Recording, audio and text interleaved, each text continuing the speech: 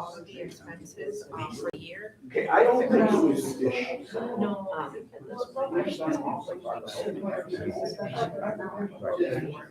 I don't know. I don't know what the guess is increase in operating maintenance, which you would That expect. was not part of. But that went down. And this project is now 5 years old. So I just don't remember when we did it. I don't know if any of these guys.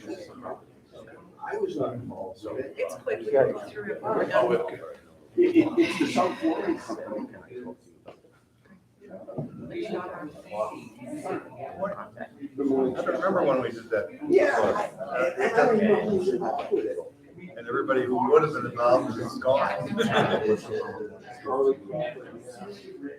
I bet we could call him. He would probably know. I know some friends of ours know where he is. Yeah. He's in. You all say okay? Nextiva collaboration system. Please enter a conference ID and press pound. Hey, it's not a bad. You will now be placed into the conference. Press star for help. Got it from her son, and I think I got it from her. And she's doing not great from it. She's okay. Really bad.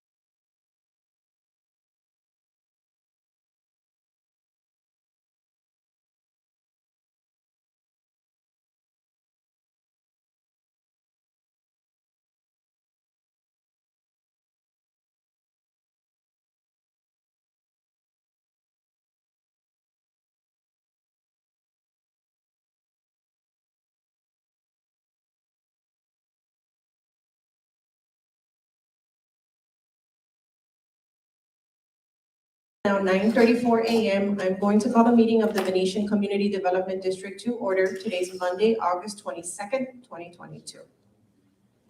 The first item on the agenda is the call to order / roll call. Those supervisors that are present are Rich Bracco, Steve Kleinglass, and Richard McCafferty. Supervisors on the phone, we do have Supervisor Ernest Booker and Ken Smaha. At this time, we would need a motion to allow both Ken and Ernest to participate and vote via phone. I'll make that motion. Second. All those in favor, please state aye. Aye. Aye. Thank you. Good morning, Ernest. Good morning, Ken. Good morning. Good morning. Good morning. On behalf of District Management, it's myself, Belinda Blandon. District Council Andy Cohen is present. District Engineer Rick Schoppager is present. Field Manager Keith Livermore is present. John Tolbord, Manager of Landscaping Inspection Services, is on the phone with us. We do have Ginger Anzalone from Vesta on the phone. And we do have present Julie Cortina as well as Jeffrey Thomas from Vesta Property Services. And for the record, there are audience members present. Ladies and gentlemen, the next item on the agenda is the Pledge of Allegiance. We ask that you please stand. Please remove your hats. I pledge Allegiance to the flag of the United States of America and to the republic for which it stands, one nation, under God, indivisible, with liberty and justice for all. Thank you. The next item on the agenda is the public comment portion of the agenda. I do not have any speakers signed in.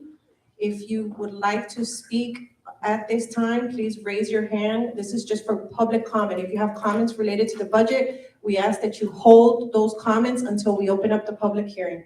Are there any public comments at this time? Okay. There are no public comments. The record shall indicate that the district manager opened for public comment. There being no public comment, we're going to close out public comment and move forward with our agenda. The next item on the agenda is the district engineer staff report. Rick?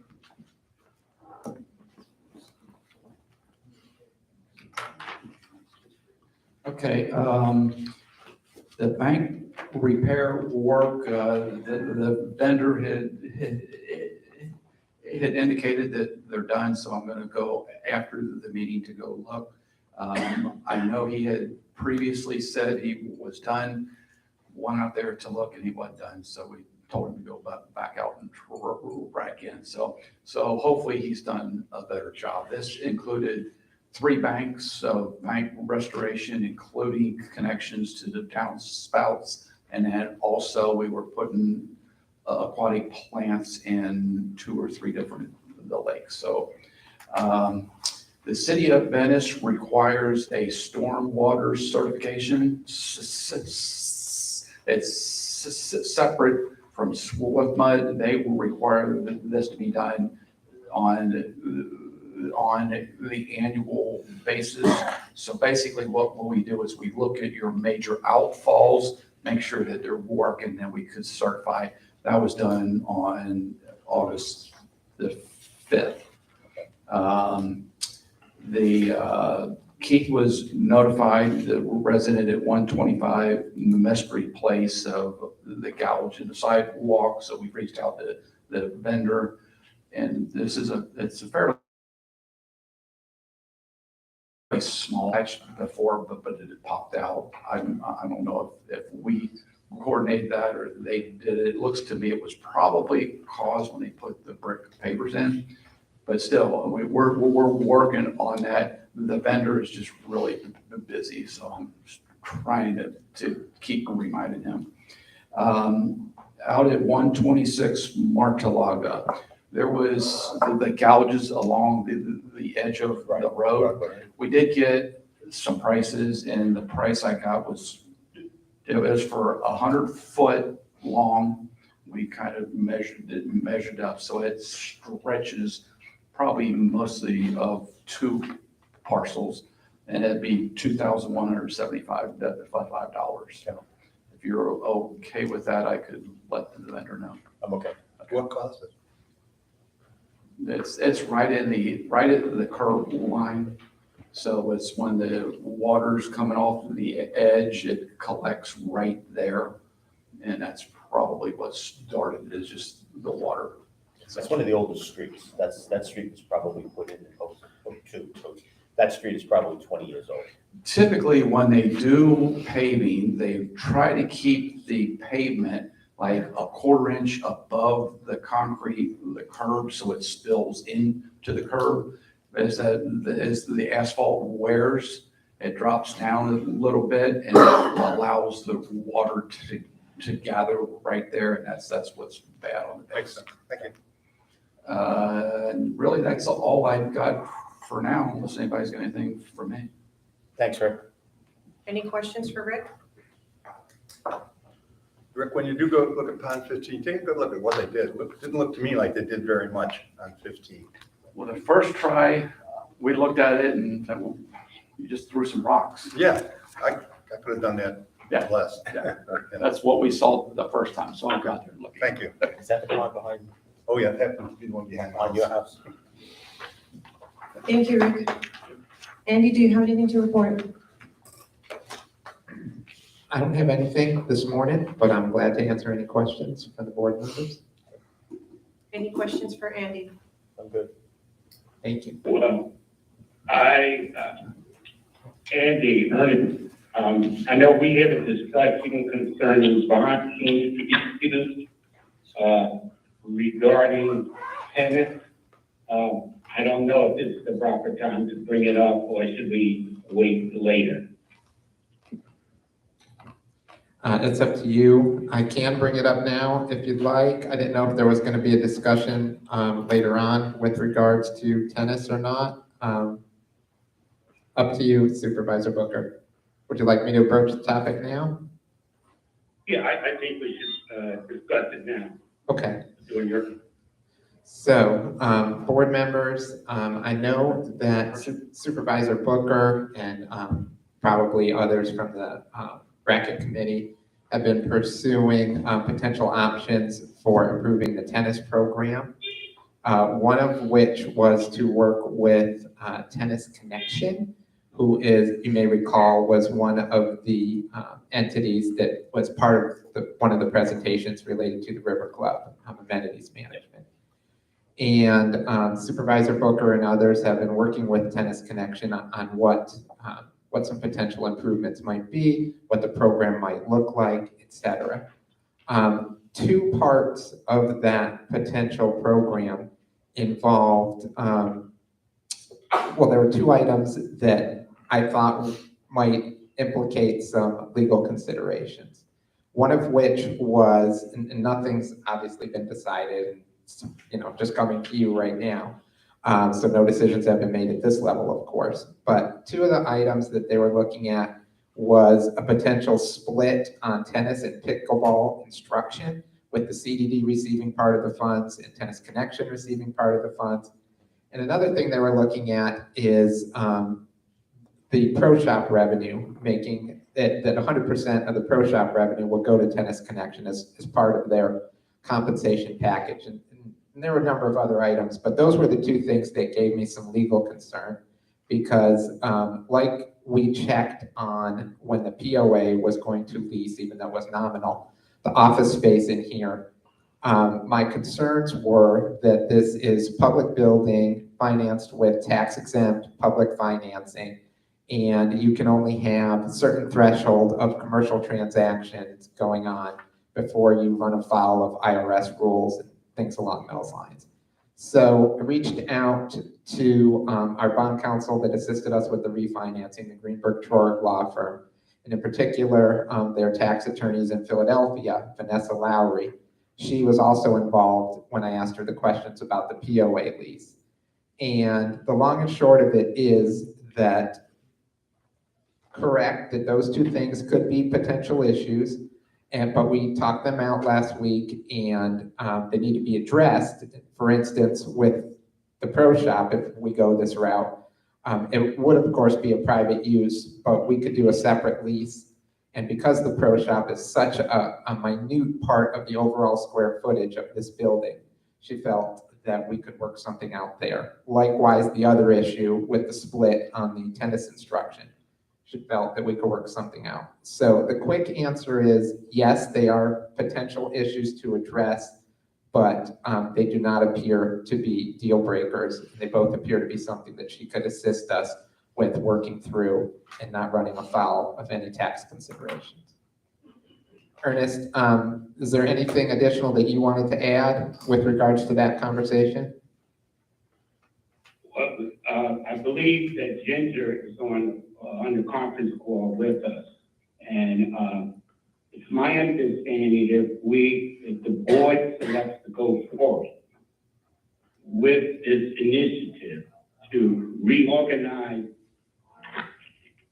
as we know it today, then we could work out a proper leasing arrangement that satisfies the bonding issues, and we can deal with it from a point of view of a lease structure.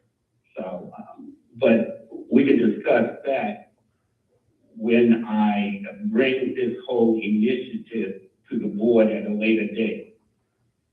Yeah, I mean, as Supervisor Booker said, I know that there's a lot of work going on, and this potential initiative will eventually wind its way here, but we wanted to take a look initially to make sure that it wasn't DOA with regards to those issues before a lot more time and interest had been spent on the program. And so, repeating myself, it looks like we can get past those two issues.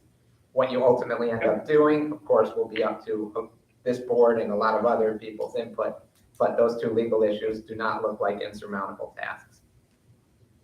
Thanks, Andy. I think that's sufficient overview of what we discussed. Okay, thank you. I have a question. So Andy, Yes, this Ken, yes. I have a somewhat related question now that the subject is open about outside leasing. And maybe you and Rich have discussed this, but do we have the same issue? Would we be wasting a lot of time by pursuing discussions with Heritage regarding a potential long-term lease for the River Club? Well, Oh, we did. it kind of depends on what that structure is gonna end up looking like, but it is certainly something that needs to be addressed. And, you know, we've pinpointed it already as a concern. Rich can correct me if I'm wrong, but it's my understanding that, discussions with Heritage are still very much in their infancy. But to the extent that things start to progress, absolutely we'll have to involve Ms. Lowry and the bond team to take a look at those issues. I know we talked about a potential purchase, we talked about a lease, although it looked like maybe the lease may have been the more desirable option for Heritage at this point. And either of those things, we definitely have to be concerned about the bonds and about tax implications. Just to add something to that, Ken, I spent about an hour with Jim Oliver, who's the COO of Heritage. He wanted an extensive tour of this building and everything around it, and we did that. He was very pleased with everything that he saw. Then we spent some time speaking about where Heritage is thinking of going. It's a long-term lease that they're considering. As Andy said quite accurately, it's in its infancy. I stressed to him that we've been informed by counsel that this is very involved. He knows that. They have leases on some other properties. However, they see a potential here and they're continuing to proceed with their due diligence. So that's where we are right now. Okay, that's fine. I just, before we spend a huge amount of time, if there's some overriding issue that would preclude us from doing this, I'd rather know sooner rather than later, that's all. Yeah, I agree with that. But it's early. Right now, all the heavy lifting is being done for the most part by Heritage. I mean, they got their information, Belinda and Rosetta were right on top of it, providing lots of information that they asked for. And they have all of that now, and they're doing what they do to see if this is going to be viable or not. But, you know, I will certainly keep the board informed on every step of the way as this proceeds or not. Thanks. And just a heads up, I guess, to the board, is that, you know, we had some initial discussions with the Greenberg Trorick law firm, and they were talking about another engagement correspondence. I was able to, at this point, just have a quick conference call with Vanessa and talk about these issues. But if we're gonna start using them for more and more time, which we may, especially with regards to Heritage, you can probably expect that they're gonna be presenting us with a fee proposal. So just a heads up on that. What a surprise. I wanted to ask one other thing to Ernest, in as much as Tennis Connection has come up. I'm looking at the item 2 on the agenda, which has several things dealing with tennis. Are you gonna pull those and maybe add them to a future agenda?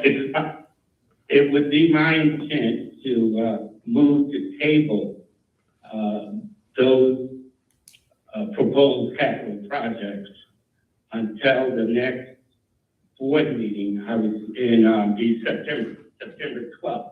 At that time, I propose to bring in Tennis Connection, do a complete presentation, comprehensive presentation as to their services, and be mindful of the fact that we need someone on our, if we move forward with, this repurchasing of the tennis courts, we need someone that can represent our interests and monitor the work there. I don't believe we have anyone on staff that can do this. Tennis Connection can do it. Okay, And I think it's a win-win situation if we bring them in at the appropriate time and assist us in any initiative of this type, that being the researchers. So, yes, I would be moving today to table this or to adjourn it until the CDD meeting of September 12th. okay, thank you. So for clarification that we're not going to deal with tennis items. Thanks, Ernest. Chairman Bracco, this is Ginger. May I add something to Supervisor Booker's report? Sure, Ginger, go ahead. There are 2 bids there that he has tabled. However, we did request a third. They declined to bid, and Julie has 2 other companies. So by the time those come up, we're hoping to have at least 1 more, possibly 2, if those companies would also opt to bid, which will give more options for the board to consider. Great, great, thank you. And also, I'm sorry, one more thing for council, and we truly appreciate the bond issue, and those 2 items, the split and the pro shop fee, are, as you mentioned, going to be minimal. Don't think it'll be a problem, but they're not quote unquote deal breakers by any means, but we don't think that will be an issue from having done this in other districts. And then finally, I think Supervisor Booker and I have been going back and forth for some time on this, and he had requested not only for Tennis Connection on September 12th to propose a new model, knowing that there's been dissatisfaction in the tennis community in Venetian for some time, at least since Vesta has been there, and hopefully we can add more depth of experience and bring a new level to the community. So that's our goal. Yeah, Okay. yeah, that was up. I think it's our intent to attempt to reorganize this whole tennis concept as we see it at the Venetian and improve it for all residents. Okay, and I believe that on the 12th, you will be presented with the necessary information to make an informed decision, board members. I also need to move the initiative before the Racket Sports Advisory Committee. I believe the president's there today. Ginger and I had a discussion late last night. I was not able to reach out to her, but as to our goals and our plans in moving forward with this. But we need to bring some information before the committee, and so we can secure the support of that committee as we move forward. And I propose to do that on the 12th of September at a 8 a.m.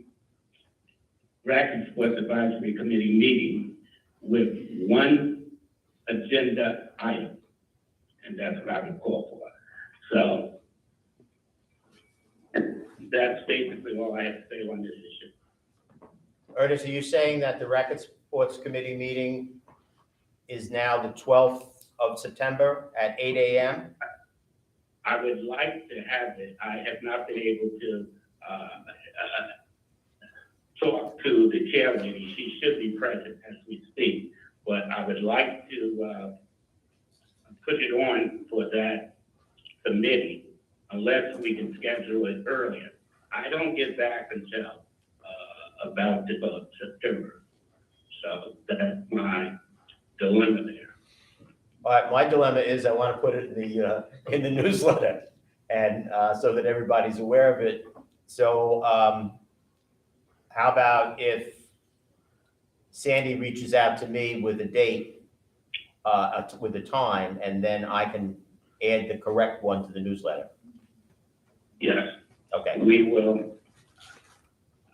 Well, I think, once I talk to the chairman, she can get back to you. I know. Yes, that's what I'm saying. Sandy will get back to me. Okay, or Pat. Pat will get back. Yeah, Pat will get back. Pat is here. Thank you, Ernest. okay. Any other questions for Andy?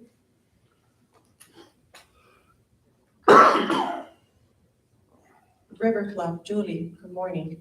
Do you have anything to report? We also have the appointment of the general manager, Jeffrey Thomas, on the agenda as well. Okay. Okay, so I just needed to do that. So do I ask them to appoint? Yes. Okay. Good morning, board. Thank you. So the first thing we'd like is to your consideration for the appointment of general manager from Jeffrey Thomas.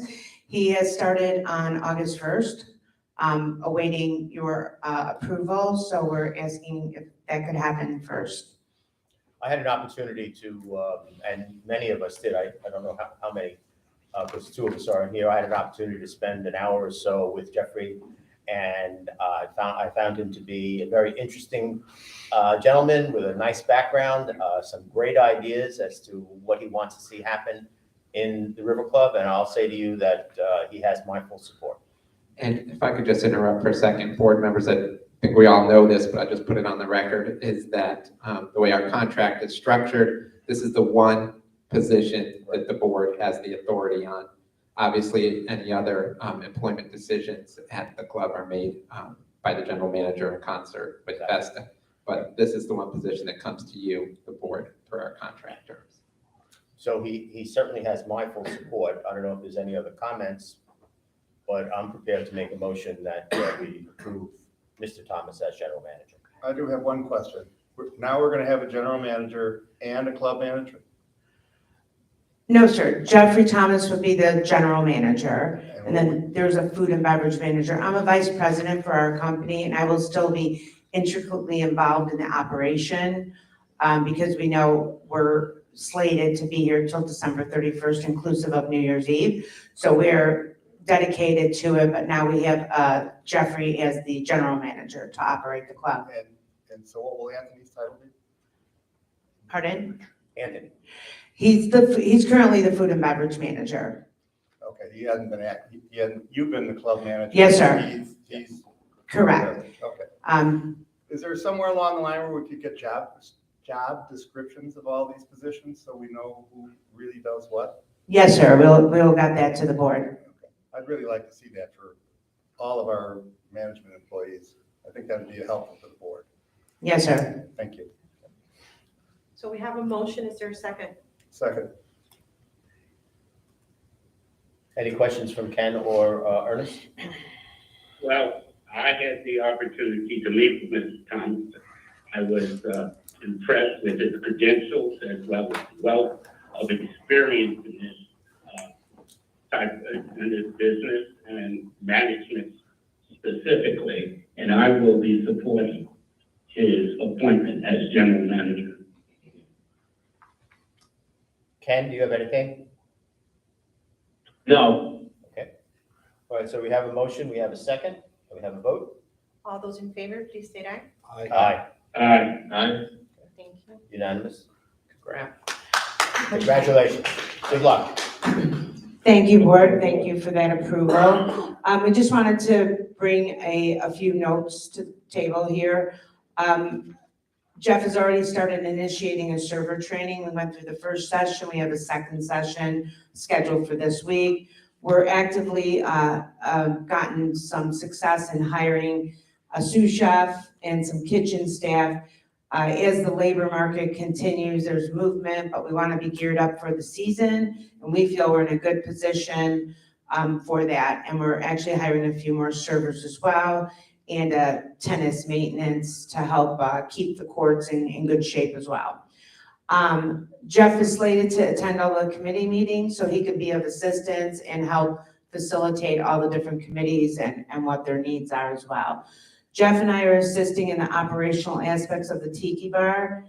And that, we know that it's been a challenging development because when you build something like that and different professionals from the industry have different opinions, but we really have tried to understand the logic of it, meet with Steve, meet with Fishman, to make sure what the thought process is for operations and service.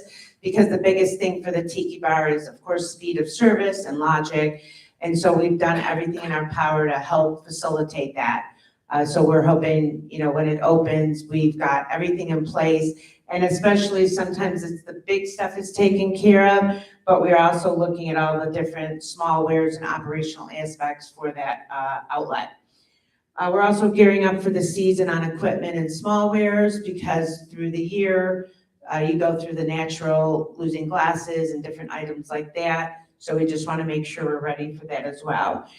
You can look forward to the September and October newsletter. For Thursday nights, we developed a community night, so we'll have a different theme every Thursday night, which will bring something to the community as well.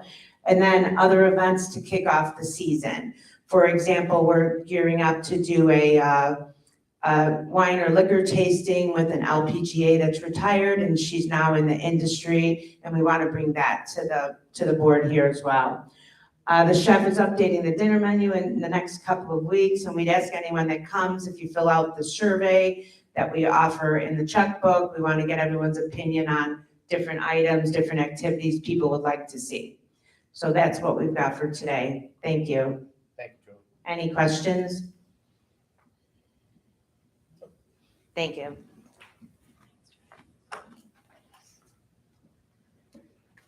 Julie, did you want to go over the pest control agreements? Oh, Since gosh, we are skipping the tennis?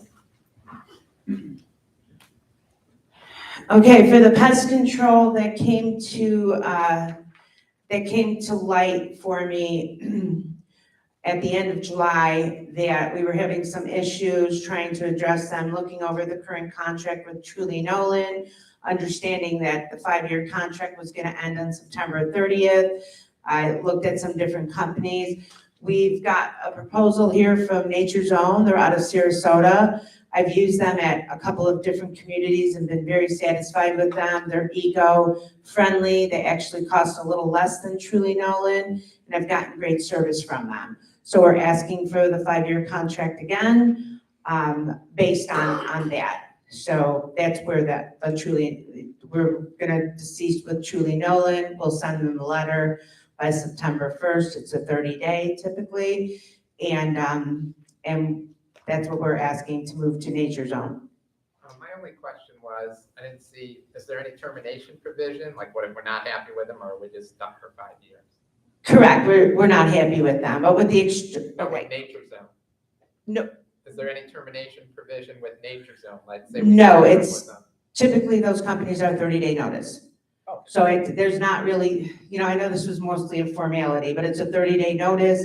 Again, I had reached out to Truly Nolan multiple times. I felt the service just wasn't applicable here, and we could get better service out in the industry. So typically for the extermination companies, it's 30-day, and it's in the contract as well. Okay, great. Yeah. So it's a 5-year price guarantee is what we're talking about, but 30-day notice if we're not happy with their service. Correct.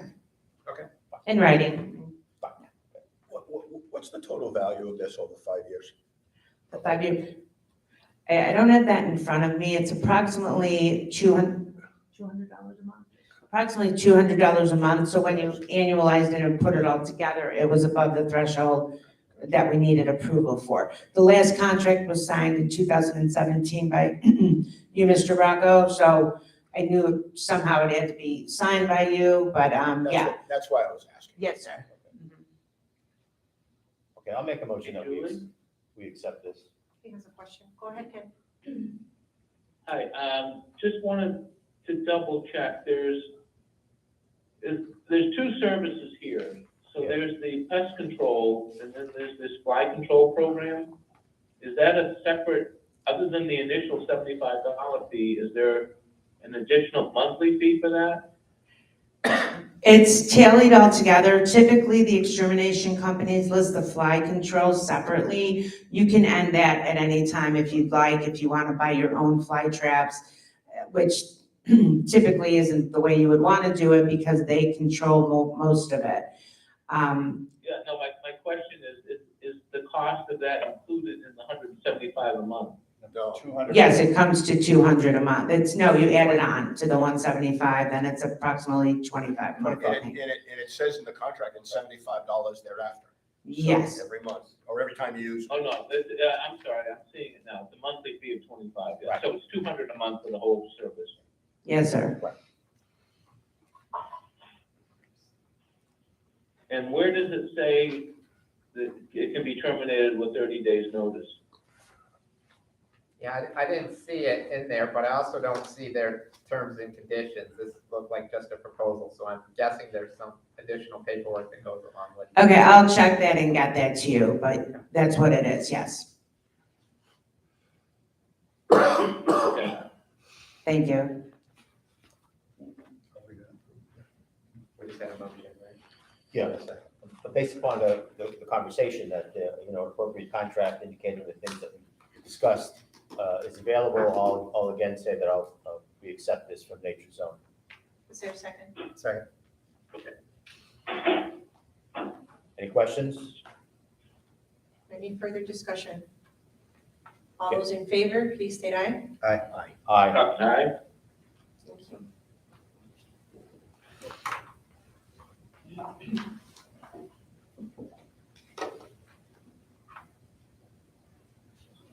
Keith, do you have anything to report? I don't know if you want me to go over the mulch proposal now or the chipping. Want me to go ahead and do that? Okay. Let's go with the chipping estimates. What I've seen, we're looking at, with Solitude, it's about $2,000 a day to go into the wetlands and take out some of these species that need to come out.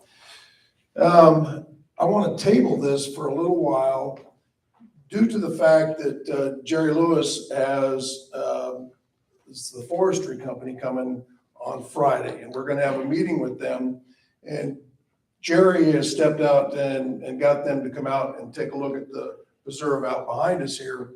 And I'm going to see if we can get on that bandwagon and they can help us in our preserves out in the community rather than just this one.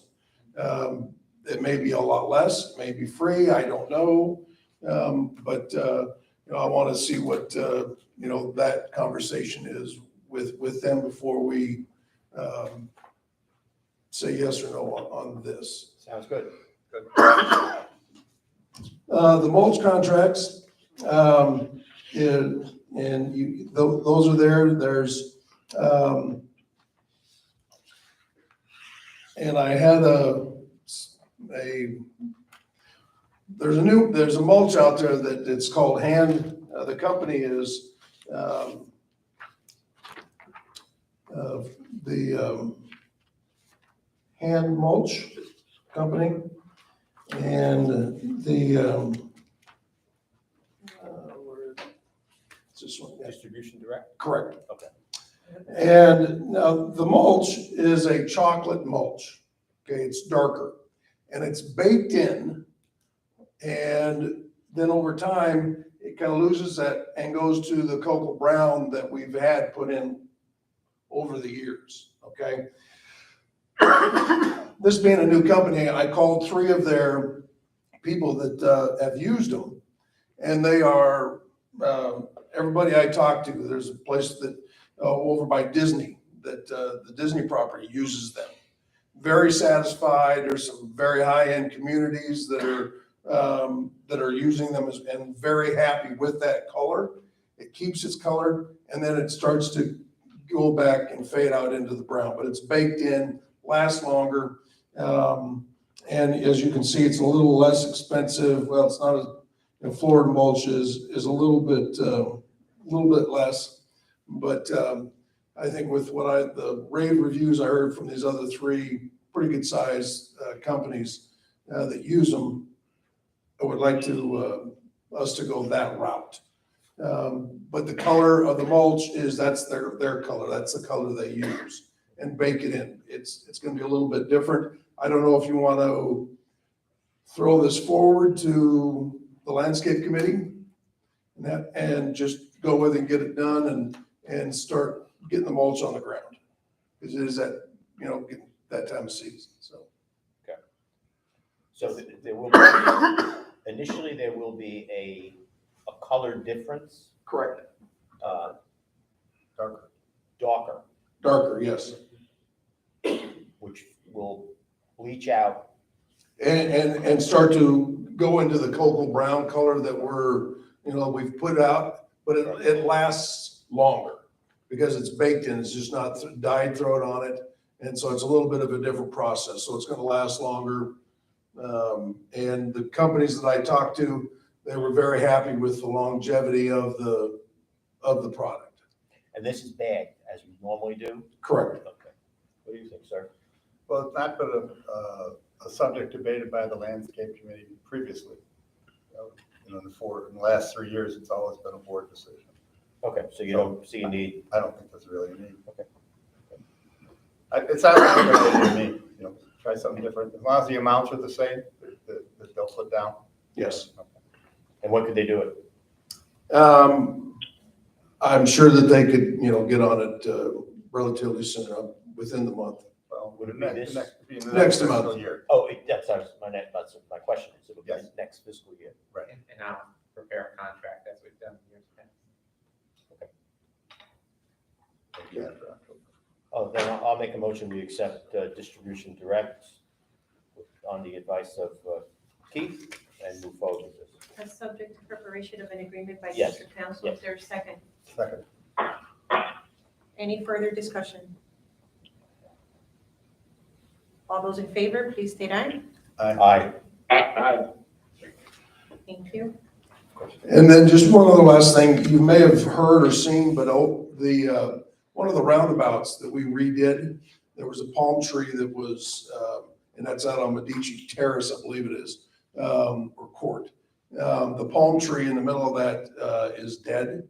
So I'm waiting on a proposal from L&P, and I should have it this week, of a complete removal, not just a grind down, but a complete removal.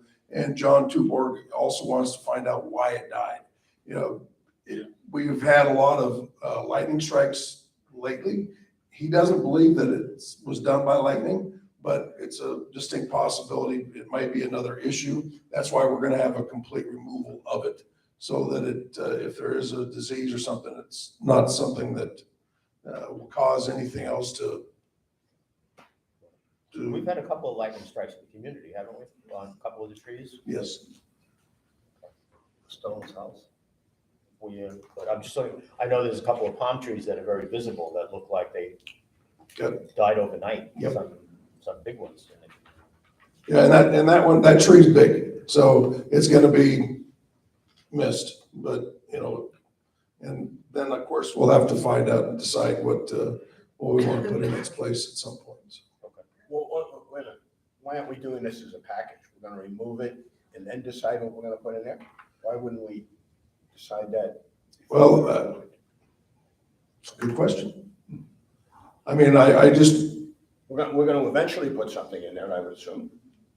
Is the soil gonna be tested? well, I think we need to test the soil to see what this whole situation is there. But, and I agree about all that, but we're not gonna just take something out and not replace it. It should be replaced, Right. yes. Yeah. I think that once you get the soil test back, then you can make a decision as to what you want to put there. If it's a disease, I think is what we're hearing. If it happens to be a disease, then we have to go a little bit further to do whatever magic you do to either. No, I understand, but can't we authorize whoever to make those kind of decisions rather than dragging this out? Well, I can approve it, or Rich can approve it. If it Okay. exceeds our approval amounts, then we would bring it back to the Okay. board. But that's all I'm.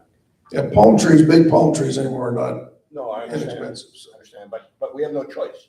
Right. It's going to be replaced. Yeah. Any questions for Keith?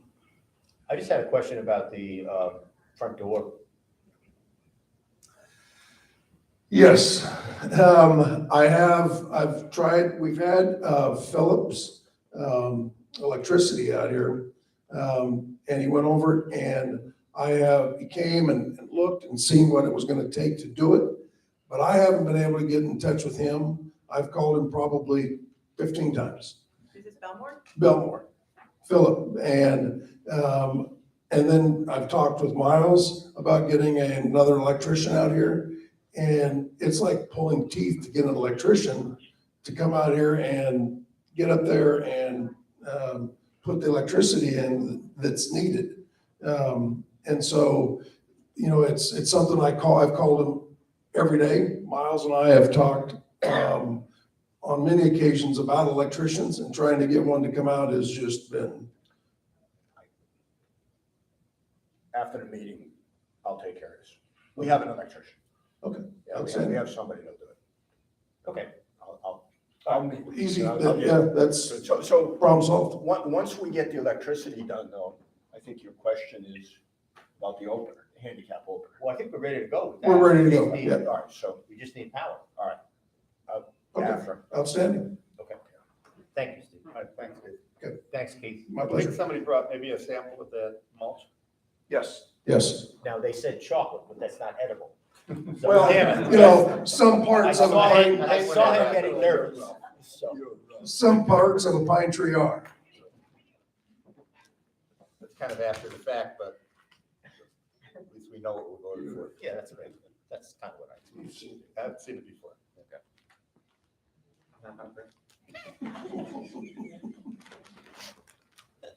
Thank you, Keith. My pleasure. Good job. Thank you.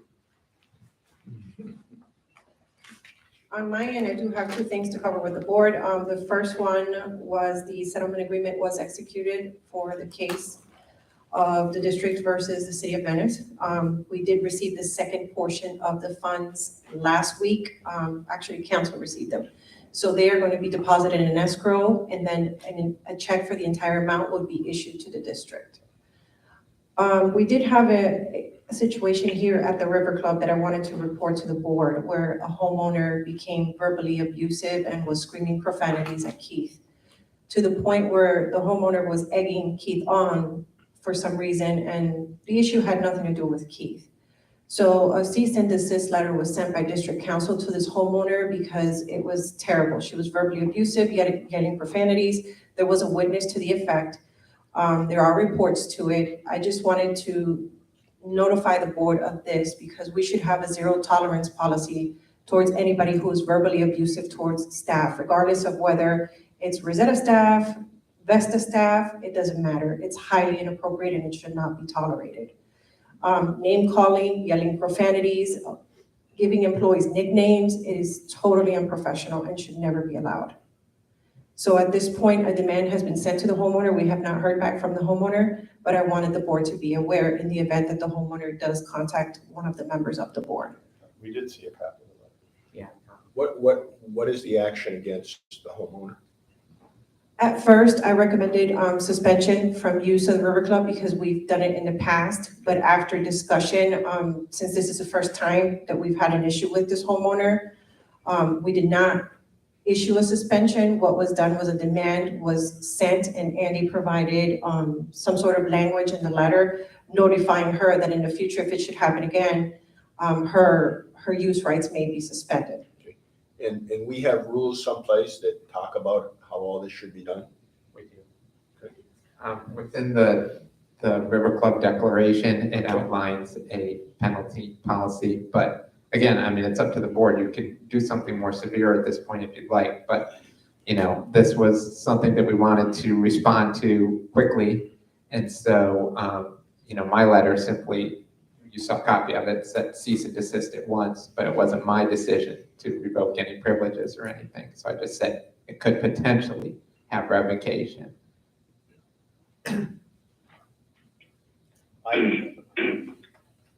I agree with this entirely. Keith made me aware of it shortly after it happened. He needs to be commended for conducting himself, as he always does, in a gentlemanly fashion, even though he was certainly, by the account that I was given, he was being provoked. And, but he's the gentleman that he is all the time. However, this cannot be tolerated. We see so much of it in the world. I mean, even at a recent POA meeting, Bill Shade spoke to the audience about proper behavior.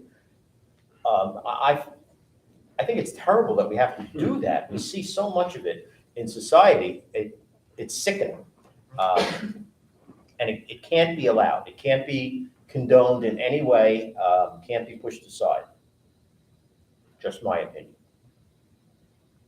I talked to Keith, and I read the letter of admonishment. I think this was uncharacteristic of the resident involved, who has other personal issues. And I think that we did take the proper steps in addressing this issue. And I don't believe anything like this will happen again from this resident. And Keith, you were noble in your approach to this. And God bless you. That's all I can say. Thank you. Okay. And that's all I had. Any questions for me? I had a question. Looking at the schedule of meetings, is there an error on the schedule? Because we have September 12th and September 19th. Because of Labor Day, I think we pushed when we. So we're having. I don't think we wanted for the end of the month, but we can change it today if we need to. No, I thought perhaps because in putting the dates together, I saw that September 12th is a regular date, which is fine. But then we're scheduled to have a meeting the following Monday, just a week apart. I don't know if it was RFP related, but I'll go back. But we can also switch, I mean, it's easier to switch it because we do need time for advertising and time to prepare the agenda. Yeah. So I have no problem moving it to the next week. It would be 26, I guess, right? Yeah. Okay. Unless the information I had was incorrect. But it was last year when we, as we did this time, we established dates for a full year. As I was going through those dates, I believe it says 12 and 19, but 12 and 26 would be better. Okay, we can make the change when it's here September 25th. Or whatever, 25th? 25th, 11 and 25th. 25th's a Sunday. Yeah, it should be 12. 12 is a Monday. I have 11, let me check. 11's a Sunday. This is 2020. 2023, yeah. No, 2022. Oh, you're talking about 22, okay. 22. All right, I'll double check. Okay. Thank you. Thank you. I have one little complaint. Sure. We got the financials this morning at 9:04. It doesn't give us very much time to review. I know. And get any questions to you like we'd like to do. I know, you can still ask questions. Well, I know, but I'm just saying it's. Yeah, I reviewed them on Friday and sent them back for further review. But before the financials are issued, they come back to me, and then there were some back and forth with Dan and Vesta, but we decided to make whatever additional corrections Vesta had in the next statement. But we've switched over our accounting system. Last week was the first week of implementation. So we typically don't It's send never them out happened late. before. That's why Yeah. I wasn't trying to make a big deal of it, but I just want you to know. No, we that- typically don't send them out late, but this week we were all very swamped with the changeover to the new system. Okay, that makes sense. You know what, now that I'm covering my report, in the new system, when you see the O&M packages, there will be a change. So you will no longer see my digital signature because the invoices are coming through our new program, which is called Intact Accounting. So I will approve in their accounting system and there'll be a record of my approval, but you will not see my signature on the invoices. But if the invoice has been processed and a check has been cut, I have reviewed it because they cannot cut a check unless I've approved it.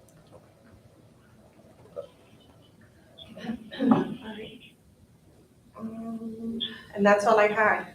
Okay. We now have item number 5A, which is the review of the July 15, 2022 landscape inspection report. This was sent to the board under separate cover. This is behind tab number 4 for your, I'm sorry, it's separate cover. John is with us via phone. John, good morning. Good morning. Good morning, Board of Supervisors. Hey, John. Just a few items I'd like to bring to your attention. Just a couple general comments throughout the property that I've not just noticed during the last inspection, but the previous inspection as well. And I have had a conversation with Keith regarding this.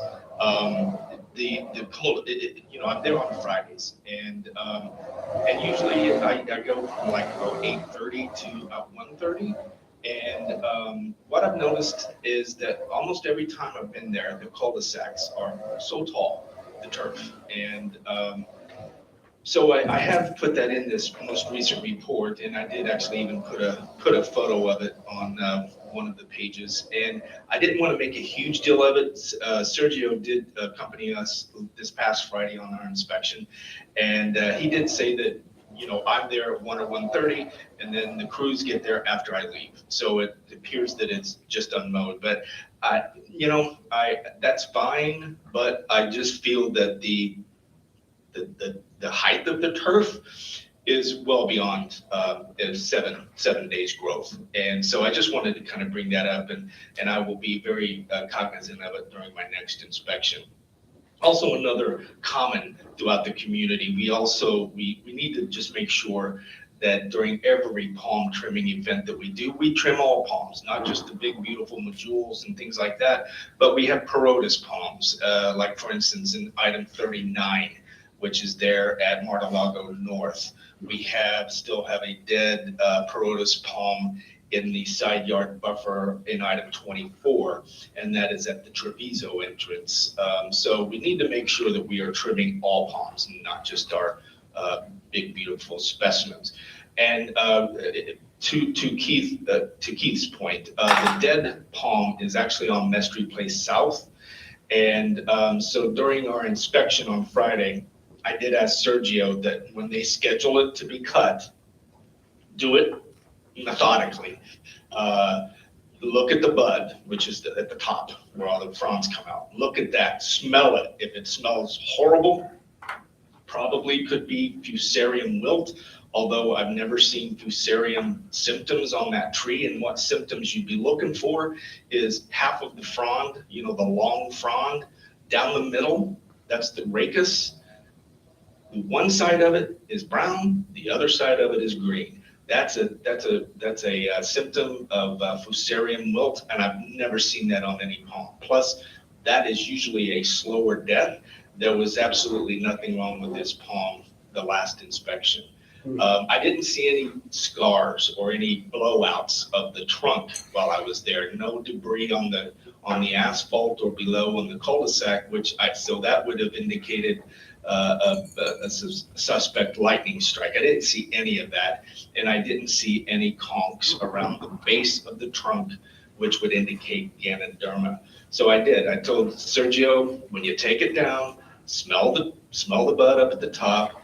As you cut the trunk down, the bottom 4 to 5 feet, start looking for inner, like a ring, a dark circle ring inside the trunk. In the bottom 4 to 5 feet, that would indicate Ganoderma. But again, I didn't see any conchs, which would also indicate Ganoderma. So they're going to be checking that out methodically when they do cut it down, so that we can perhaps know what the palm died of. Fusarium wilt, again, the smell, the labiopsis, the trunk did not break in half. That's a symptom of the labiopsis. Also, when they're up in the crown, I wanted to look for cocoons, which could indicate giant palm weevil. So that's that about the dead palm. I won't go further. So, John? Yes, sir. Yes. Ken, just a question on that palm. Is there any chance there could have been severe root damage caused when the cul-de-sac was redone? I don't think so. I mean, that would have been kind of, you would, like sort of what we saw when we'd taken some juniper out of our tree ligustrums. You kind of see tip dieback on some of the ligustrum limbs. I didn't see anything like that. It went from a great looking palm to a dead palm. And oftentimes that's to me, that indicates the giant palm weevil. So I can't say that isn't the case, but we have changed the surface of that cul-de-sac quite drastically. The soil is now fully exposed, but I've never really seen anything like that affect the palm. So. Item 31, I want to make sure that crews are cutting clear to the tree line. 31 is on page 6. That particular area is as you're entering Palermo.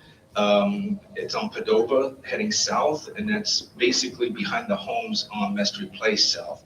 I feel that they could actually be going closer to the tree line in either mowing or line trimming. And again, that's photo 31 on page 7. And there is another instance of that on Medici Terrace, and that is item number 69. The pond bank back there was quite tall, as is 69B, which is actually the corner that you can actually see from Medici Terrace, right next to that gentleman's house. And so I did go back there because I, again, feel that that is kind of creeping up the CDD maintained turf, and we can't allow that to happen. Backtrack a little bit here. Item number 52. 52 is on page 9 of my report, and we need to make sure that we are tipping Confederate jasmine, dwarf firebush in our River Club parking lot. And this has kind of become a thorn in my side because those plants now have been in for over a year. And if you look at photo 53, and I know you all have brought this up to me before, those are sweet viburnum back there that should be quite tall by now. By tall, I mean maybe about 2.5 to 3 feet tall. Some of them barely have leaves on the twigs. So, and I've said in my reports before that I feel that LMP should be bringing back more plant material substantially per the spec. Also, the Confederate jasmine in the parking lot islands and the dwarf firebush, as you can see, they're quite thin. If we would start to trim the Confederate jasmine, every time you make a cut, you're going to get like 2 or 3 more strands coming out, and we'll fill those islands up nicely. Same thing with the firebush. So we still need to get that done. Item number 71, I still feel that we need to improve the Marcello monument. There's really no bed line. The weeds are back in the foxtail ferns. The bougainvillea did get pulled out of the decorative ferns, and now we have arboricola up there. But I just think we should improve on that entrance. It's there under the power lines. So I think I had asked for a proposal to do like a large triangle of St. Augustine in front of it. We have yet to receive that proposal though. So I think we need to start improving that. And also, I do question, let's see, where's that number? I know we spent some money on the roundabout there in front of the River Club, and it's item number 62. That's on page 11. Knowing that we have had some deer issues at Venetian, a whole lot of arboricola was placed on that roundabout, and arboricola is, you've heard me say this before, it's basically Godiva chocolate to deer. And so I'm not quite sure why we did that there, but as you can see, most of them have been nibbled down to the nubs, and there's very little remaining. So I will take any questions that you might have. Yeah, John, this is Rick McCaffrey. I spent quite a bit of time going through the report, and I did notice that there were no bold items from previous months, so that's kind of a good thing, right? Yeah, if I would bold anything, Rick, it would be the Mestri, excuse me, I keep saying Mestri, the Medici berm on the lower road side. Yeah, I know that always comes up. I noticed there were only 7 red items, which were 1 month. Again, that's not terrible. But there were 11 cul-de-sac issues. So yes. I'm wondering, do you think the cul-de-sacs are getting a short shift here from LMP? Well, I can say that we were there, John Fowler, myself, and Sergio were there until after 1 o'clock on Friday. I had not seen any crews on that day as of yet, and I believe they were to be there that day as well as on Saturday. They were supposed to, I believe, be doing Veneto on Friday and then the cul-de-sacs on Saturday. But I tell you, they were quite tall still during this. Well, it bothers me that we have 2 of our newly refurbished cul-de-sacs that have issues. Yes. And we're looking at doing quite a few more in the next few years. Should maybe Keith and I have a long discussion with LMP about how the cul-de-sacs are being maintained? Yeah, I believe I did have a conversation with Keith myself, and I know that he has mentioned that he has also with LMP I representative. think maybe we'll do a follow-up on that. And then I did see your points about the bougainvillea in the pots might be a mistake, and that the arbicola that was planted in the roundabout might be a mistake. Those were both things that were recommended to the landscape committee and then this board by LMP. It wasn't something that the landscape committee added or asked for. These were recommendations by LMP, and we kind of trust them. And we did ask questions about deer food, so to speak. Yeah, deer are required to munch on something everywhere in every bed until they find the right plant that they like the best, but they will munch on anything. However, arbicola is known favorite. Okay. Any thick leaf thing, any succulent kind of looking leaf, they love that stuff. All right, so that's another conversation I think Keith and I should have with LMP. All right, thank you very much, John, for your report. Sure. Yeah, the bougainvillea isn't a bad choice, Rick, but I don't believe from the looks of these things that they are Helen Johnson, which is the dwarf variety. As you can see in a couple of my photos, they're ginormous, and a good wind comes along, and I don't know how those decorative pots are anchored to the columns, but a good stiff wind comes along and it could take them down. I think they're part of the column. What time of the year should those be trimmed? They can be trimmed anytime. They basically, a bougainvillea will put out blooms pretty much all year long. Because what LMP told us when they put them in is that eventually they would cascade out of those pots. That was their description of what would happen. I don't see any cascading anywhere. No, I don't either. And many of them have been taken out, and arbicola has been put in. Right. Okay. All right. Thanks, John. John, this is Steve Kleinglass. I just have a question. It seems like every time we get a storm here, the decorative trees on the first island coming in, the bougainvilleas, a few of those get toppled over. Is that going to be a continual problem? Do they not establish a root system, or what's going on? Please. John, just one thing. Keith and I have both been in contact with LMP about the way those bougainvillea trees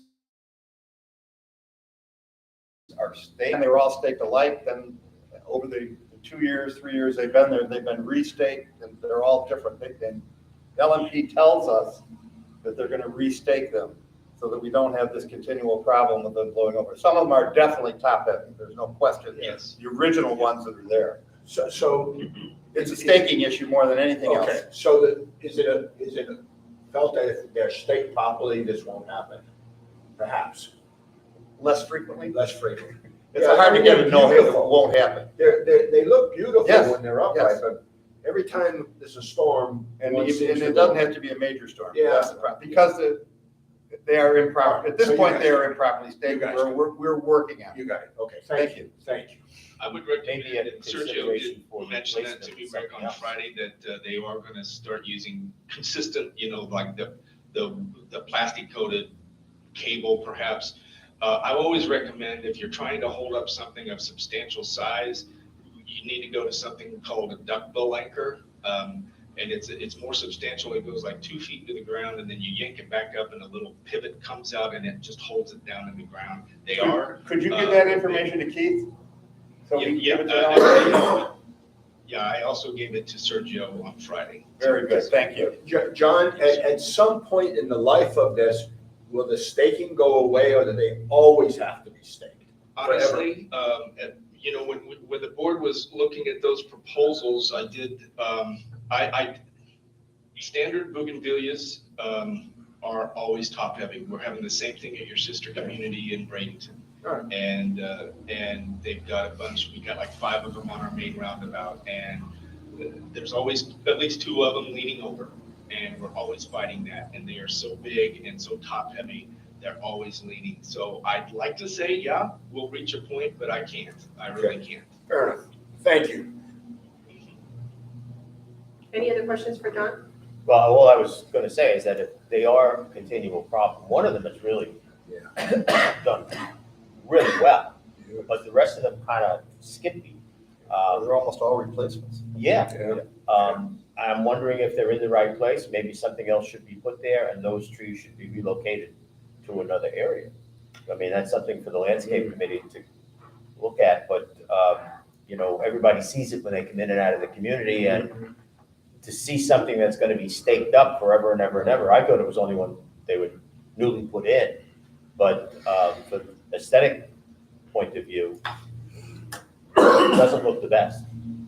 So I would suggest that I'm sorry. Lose possibly the being color. One thing you might relocated. consider, Yeah, we if need you do go something to colorful. change Well, your that's what, material, we need more colorful. No. Hang on a May- second. We can take it to the, I'll take the landscape committee. I'll take a look at it. Perhaps that new staking, what he's recommending, may help us. It does look beautiful when it's right. Great report, John, thank you. This guy's great. yes. I was gonna say, if you do go to maybe consider changing, if you look at the Siltadella gates, there are nice little compact tree shrubs there, red flowering. They're called jatropha. I use them as a substitute for crepe myrtles. They are evergreen. If they get hit in the freeze, you cut them and they come right back, and they're easy to be kept as nice little compact red flowering shrubs. So just keep that in mind if you do go to perhaps change. Will do, good idea. Thanks, John. Thank you. Thank you, John.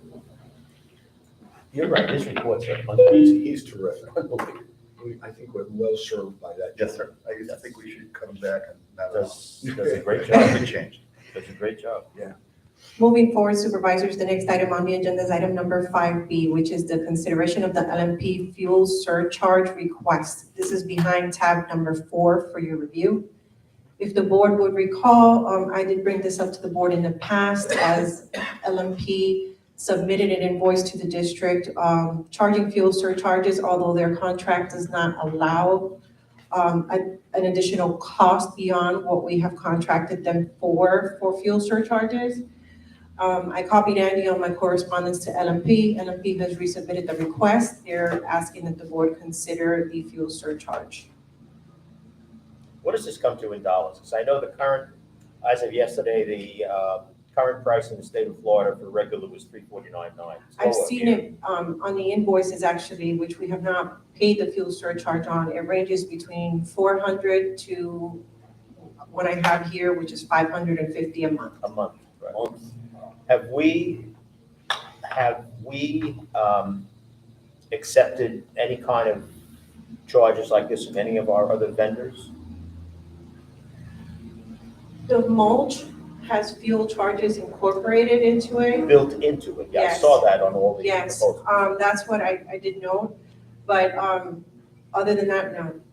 I mean, Belinda can probably second this, but I'm seeing it with lots of different landscape vendors and others. And if you've asked for a plumber or an electrician to come to your home to do a service call, there is now a fuel adjustment on the bill. It ranges from $5 to $15, depending on.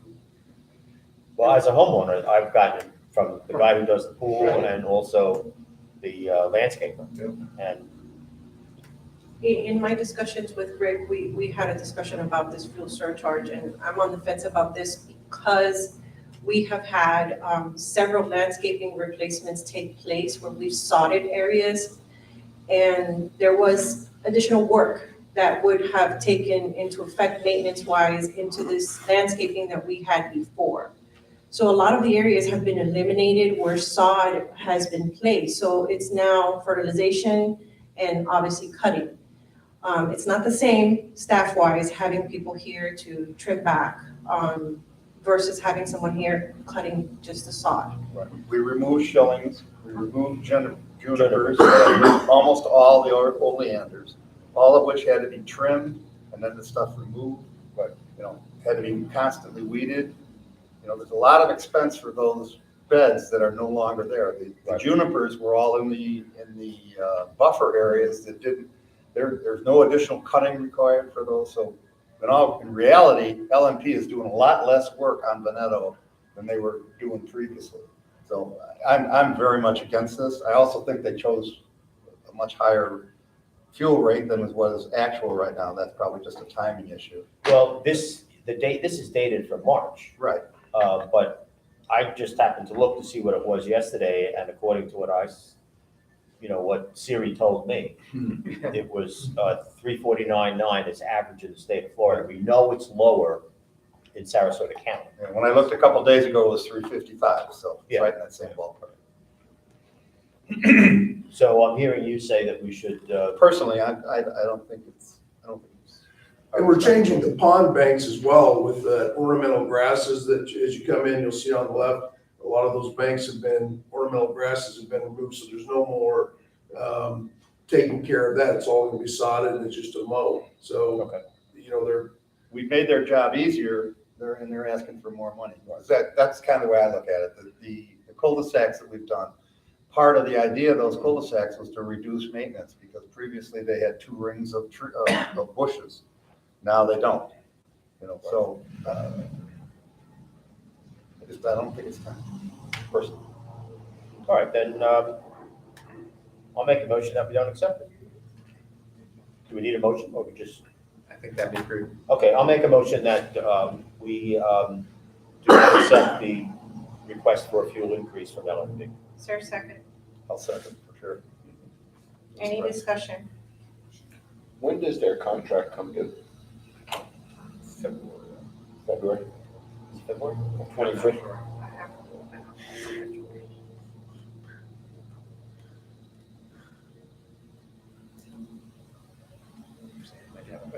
You have it?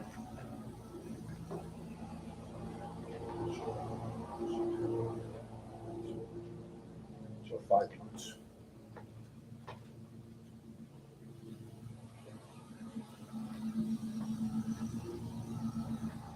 Sorry, it's just very slow. It's okay.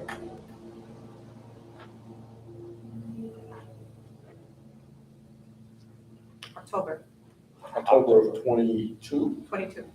so But they have renewals included as part of the agreement. Yeah, we've agreed to a renewal price in there. They're 3-year contracts, so whatever we agreed to is what it is. Correct. Okay. And I incorporated that into the budget Okay. for coming fiscal year. and they do get an increase in that renewal. I believe so.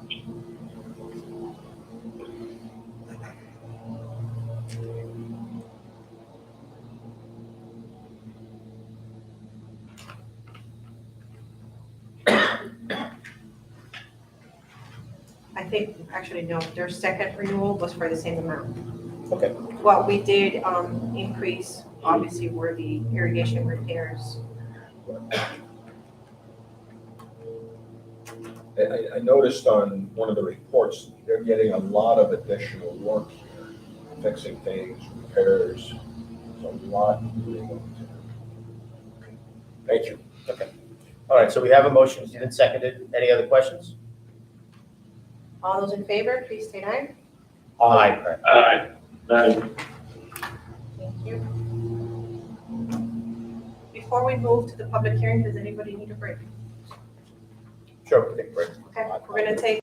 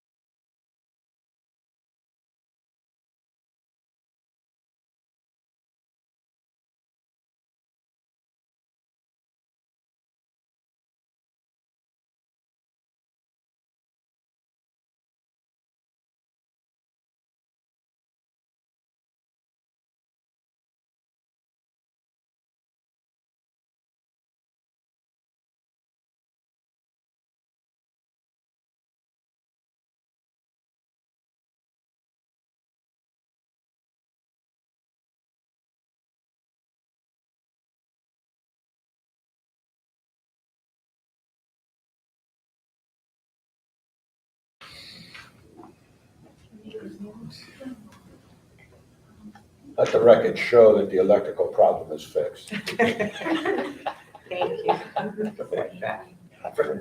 Klein glass strikes again. Service. Okay, I am going to turn the recorder back on, and we are back on the record at 11:02 a.m.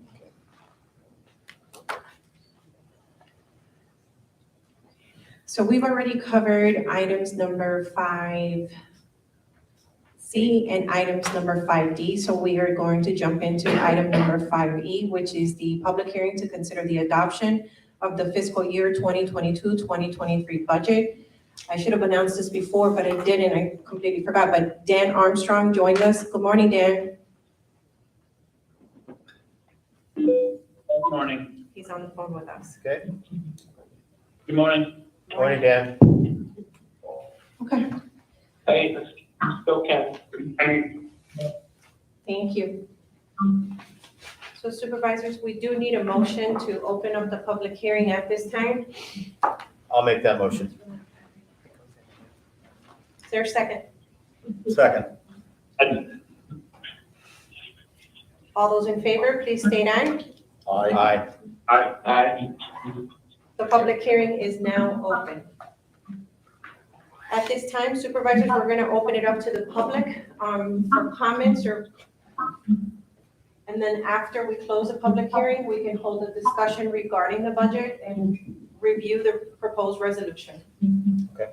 We are going to open it up to the public at this time. Keith, do you have another microphone? Rich, do you have one there? Here's one. Can we borrow? Keith, let's use Rich's. Okay. Are there any comments from the public? Go ahead, shoot.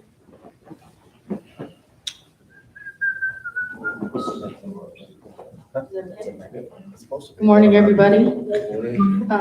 Since this is my first public workshop for our budget, I have a question regarding how the budget is actually reviewed, adopted, and what is presented to us here. One of the comments, and just in my discussions with people, is that this is the way it's worked for the last 6 years and it seemed to have worked well. Well, this is not 2016, this is 2022. And everybody is changing the manner in which they do things, how they employ people, and how things are handled within their company, which we are for all practical purposes. We are a owned company here in this community. How do you review what positions actually require 40 hours a week? Because I see an awful lot of time being wasted by employees that we are paying for 40 hours a week. I don't see that we are getting, for all practical purposes, the bang for our buck. I'd like to see job descriptions. I've asked for them. I haven't seen any. I've asked for them 4 times now. I want to see what the person is responsible for and how they are being monitored. Now, I was just told that you don't see line items. Well, I think it's pretty important that we do. I don't care what management company we hire to do things, we need to see the line items for the proposed costs. That is just prudent for anybody in business. So my question is that I'm here to listen and learn, but I also believe that we need to definitely see some changes in our process and how we do our budgets and how we approve them, because there are line items that are there that I think are just absolutely ridiculous. And we're going to go through things, so I'll wait to see what we do going forward. Thank you for listening. Please understand, though, once we close public comment, it's closed. So there isn't going to be a back and, yeah. Well, I, from what you ended with, I thought you felt there was going to be a dialogue as we go through this with the There's a community. couple of places where it's open for public hearing. Right now, yes. Oh, I thought it was more. Well, we have 2, public hearings this morning. That's what I think you're seeing on the agenda. Yes, The first public hearing relates to the budget, Right. correct, which is where we are right now. okay, And we'll go through that process and potentially approve a budget. And then we have a second public hearing with regards to the actual levying of the assessments. oh, I So see, there will be okay, another opportunity, but the questions that you just asked really have to do with budgets. So you asked them in the proper form, and as the chair said, we correct. will be closing the public hearing at some point. So there may not be an opportunity for additional dialogue on the budget issue. Thank you for that clarification, Andy. I didn't understand that, but I really do believe that. And I've requested this from the entire board.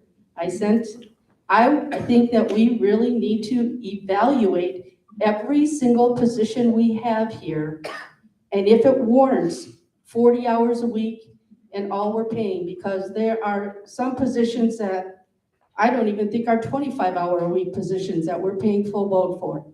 Thank you. So, To answer part of your question though, the budget process starts very, very early on. I mean, I guess by January or so, by January or so, we're already asking, two budgets here, one for the River Club, one for the CDD. We're asking the River Club to get their ducks in a row. You know, the gentleman that's on the phone from Vesta is their CFO, and a lot of that information comes in. They present a budget to us, and by June, by statute, we have to have something to the town by a certain date in June, and we need that.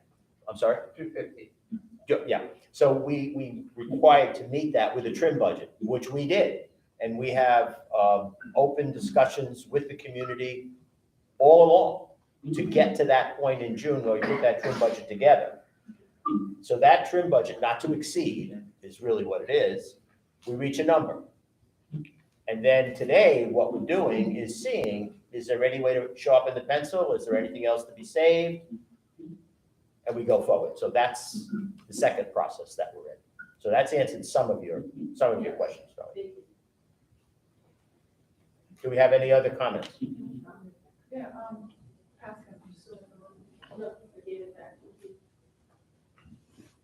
Good morning. Hey, Pat. I agree with Darlene's comments. And sometimes I think it's not the number of hours, but what the staff does with those hours. Because I agree with her. If you're at the River Club daily, you make some observations that are concerning regarding staff completion of tasks, I'd say. That's it. Thank you, Pat. She just passed it over. Let's see if it's true. Hi, good morning. Just a couple quickies. One quick mechanical question. On the settlement from the city, I assume the amount is disclosable. Is the amount? We're in the public hearing. Yes, I just for the understand, budget. but it's leading to a question, which is, where is the money gonna go? Well, it goes back. It'll go into reserves, I guess? Well, no, because we didn't pay, a portion of it goes back to what we spent on the roads. Yeah. The other portion would go back to the general fund budget based on the legal fees that we spent. Oh, okay. Okay, is that's not anticipated anywhere in this budget, I guess, is that right? Well, no, it's not, It's because at not. the point where the proposed budget was Okay. approved, we didn't know whether or Right. not we were gonna But settle. then I heard there was another budget this morning at 9:00, so. I'm not sure what you mean. I was just commenting on what. Those are the Rick said. financials for July that I was. Oh, okay. Sorry about that. No, sorry. It wasn't the budget item, it was the Sorry. July financials. Oh, is that what it was? Okay, got it. I heard financials and I just conflated that with the budget. So, got it. Okay, well, that was why I was asking the question about the amount. So I assume sooner or later that's gonna come out in the financials that come in the future. I don't need to know the amount right now. I did note a rather strange, and I assume it's been corrected, in the draft budget that was in the package. The date of April. Belinda, Yes? I'm sorry, I'm missing half the conversation. There's just a lot of either background noise or breakup or something. Want me to come up there? She's coming up. I'll come up. I'll come up, yeah. So, yeah, Ken, it was just it was a mechanical question about what happens to the settlement funds that we get from the city as regarding the hydraulic fluid spill settlement. So Belinda was answering that question. The second quick question I had was, or really just observation about the April 31st, which is really May 1st, I guess, date that was in the financials for the River Club. That's been updated, I guess. We have because it's still in the draft, the budget that was here this morning. We still have April 31st. So I guess, did you notice that on the Actually, I on the didn't. budget? Yeah, April 31st, which is a new date on the It's a new date for calendar. next year? It's only on the River Club worksheet, and that's because when we issued the final agenda, we had not received the changes that Dan was working on, updating them with the July financials. So the final version of the budget will have their updated numbers. Now, the board did receive the entire workbook that was issued by Vesta via email. Yes. Oh, okay, cool. That's good to know. The final thing is I just want to add on to what both Darlene and Pat said. I think, on the one hand, I respect, the board that, we hire management companies to take care of things for us. And it's not the board's job to get into the knickers of the companies, whether it's not Castle, sorry. So whether it's Rosetta or whether it's Vesta or whoever it is. But at the same time, I think, at least my observation is when I was in business, I was taught to sort of look at what's the size of a box that needs to be carried. Do you need 6 people? Do you need 12 people, et cetera? And my observation is, I think that the board does have a little bit of a duty to at least be aware and observe what generally needs to be done. And I think sometimes questions should be asked of the management company. And that's just what I would say is I think of it as a box and how many people it takes to carry it. I just wanted you to know that. Thank you, Joe. Any other public comments? Just a comment, can I comment on that? Go ahead, Ken. Hello? I think people need to appreciate that questions are asked, observations are made. This goes on behind the scenes. It's not always in public forum. But I think there needs to be an appreciation that board members are looking at actual expenses. They're looking at how the budget was put together. A lot of questions were asked as this budget was put together. So there is more that goes on than comes out at these meetings. But at the same time, I have to be one of those proponents that says we should not be micromanaging the management companies. That's what we hired them for. So I just want to make that comment. Thanks. Thank you, Ken. Thanks, Ken. Any other public comments? There being no further public comments, we would need a motion at this time to close out the public hearing. I'll make that motion. Is there a second? Second. All those in favor, please state aye. Aye. Aye. Aye. Thank you. The public hearing is now closed.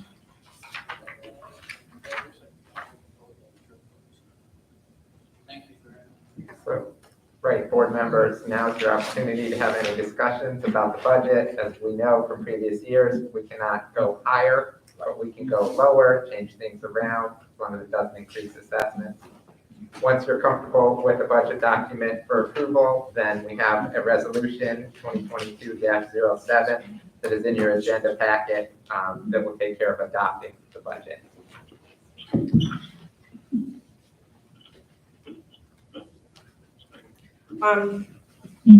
We have not made any changes to any of the expenditures. Dan confirmed that they did not make any changes as well. In the worksheet you received from Vesta, the year-to-date expenditures were updated to July's numbers. So there's been no additional changes based on the last workshop that the board held and reviewed.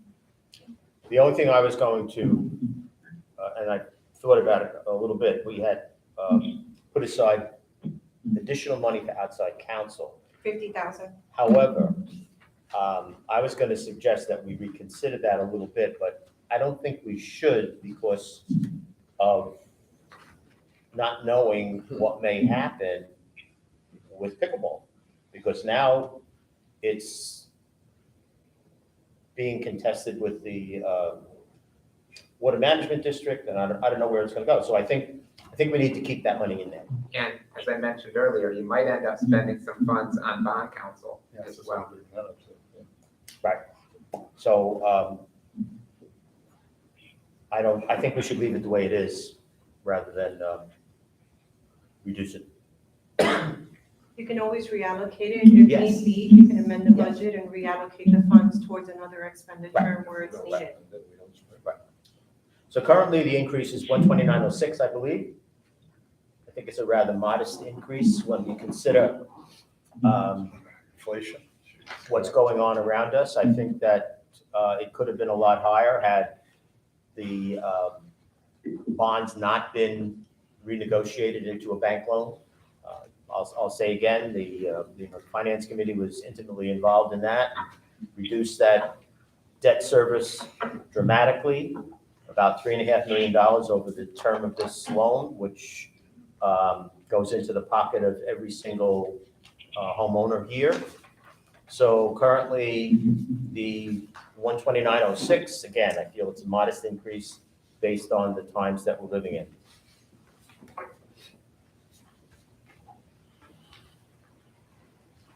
Any other comments? Any questions on the general fund or the River Club budgets?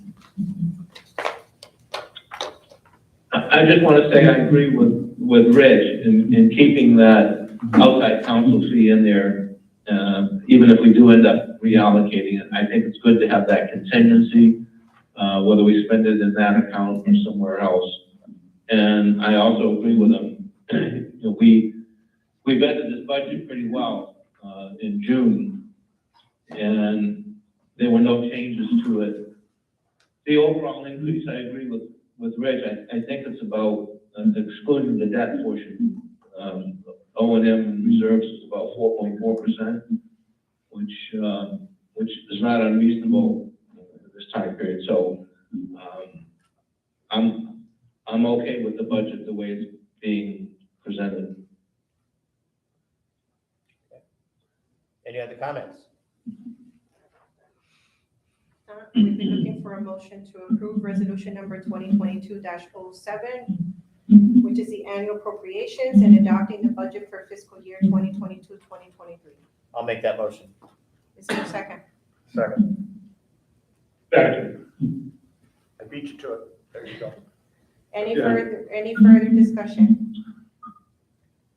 All those in favor, please state aye. Aye.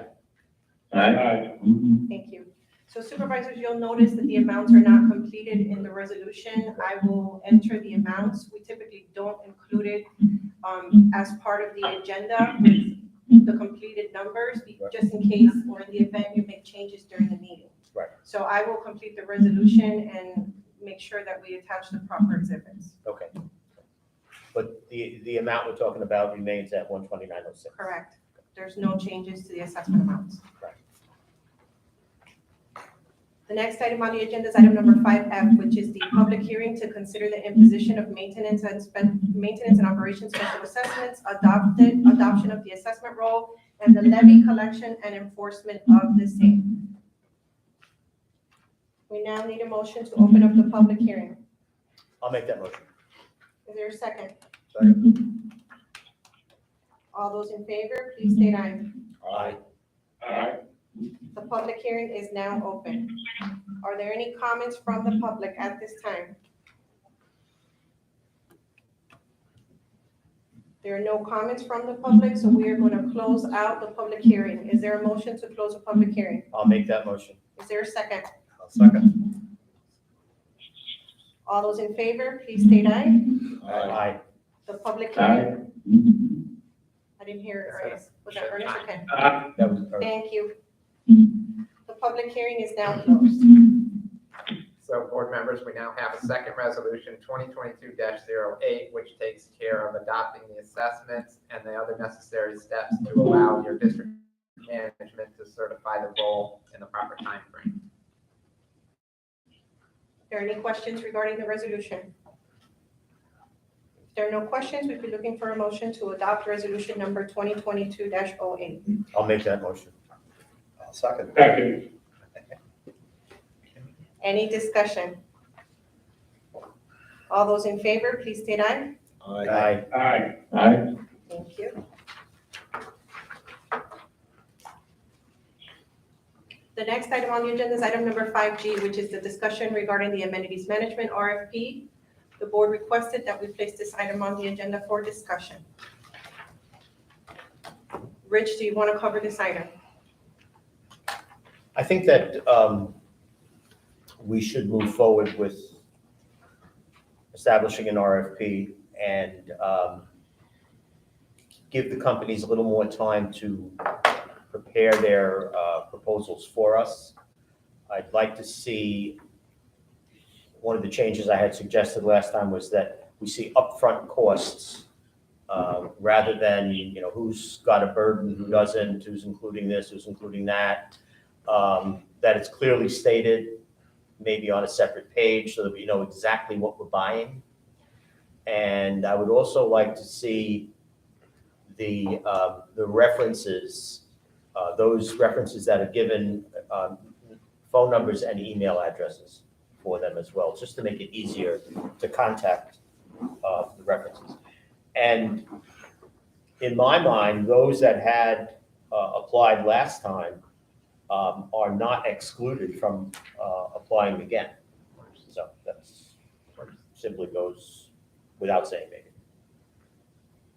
Is there any way we can widen the net to get these out that you know of, that you?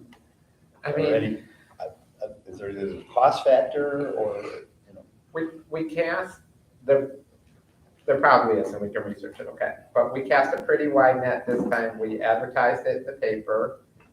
We used a bidding service that one of our firm municipalities, I think is Longboat Key, that we represent, have utilized in the past. I think it's Demand Star.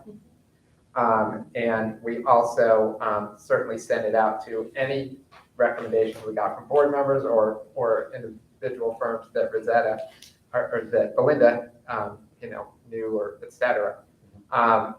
We can look at, I believe that Demand Star is not the only game in town, so there's probably other services as well. I can certainly check with the City of Venice and see who they utilize. So I think we were all a little surprised that we only got 3, or were we? But is that common? I just don't have anything to compare it against. But the other thing I'll say is, I know this board has had a lot of discussion about how you want to structure this RFP. We talked about, a hospitality group for the club, and then a separate, whether it ends up being Tennis Connection or whomever, some sort of separate program for tennis. The last RFP that we sent out was similar to the one we had done a few years ago, looking for one entity to do a one-stop shopping kind of a thing. And as I said, I know that, and Ken I know is on the phone, had a lot of suggestions about hospitality group perhaps. And so I think there needs to be, and it's your show, but I think there needs to be a discussion about how you want to structure that scope. I mean, from my end, we can put together an RFP that has all the legal information in it and cone of silence and all those types of things. But we will be looking for input with regards to how you want to structure that scope. As far as the number of Hey, Andy? Yes. As far as the number of people that responded, there were, as I recall, 11 companies that asked for the information, but we may have shot ourselves in the foot by making it such a quick turnaround. You had a tight window. Yeah, we had a very, very, very tight window. So this time we won't. But going back to when Vesta was taken on, we only had 3 companies that applied. 3, if I believe we only had 3.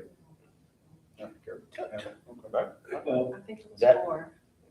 I think it was 4. Vesta, Icon reapplied. There was Pope, Icon. But one didn't come. There was one that was kicked out because of the code of silence. One violated the rules, right? Yeah. And maybe Hope came one of them came separately at a. One came and then left or Yeah. something like that. So we really didn't have a whole bunch to choose from. However, if we have a larger window, I think we'll probably get some more. What will that window be? We decide that. Last time, because we were on. Well, I understand the last time, I'm thinking going forward now. Well, we know that, and you may make some future decisions with Vesta, okay? But right now, we know that Vesta is on board through December 31st. So you're counting, right now, you're counting backwards from there. Yeah. So I think, Chairman? yes. Yeah. Is that Ernest? Yeah, I thought we were going to give some consideration with possibly segregating out the restaurant services from the other amenities. I know I had a major restaurant come in and look at the facilities and all, and they were giving, they're contemplating making a big, but they want to deal with the tennis, pool, and those types of amenities. Can we legally segregate out, say, restaurant services, operations rather, and ask for a proposal just on the. I don't, this is Andy, I don't see a problem with that.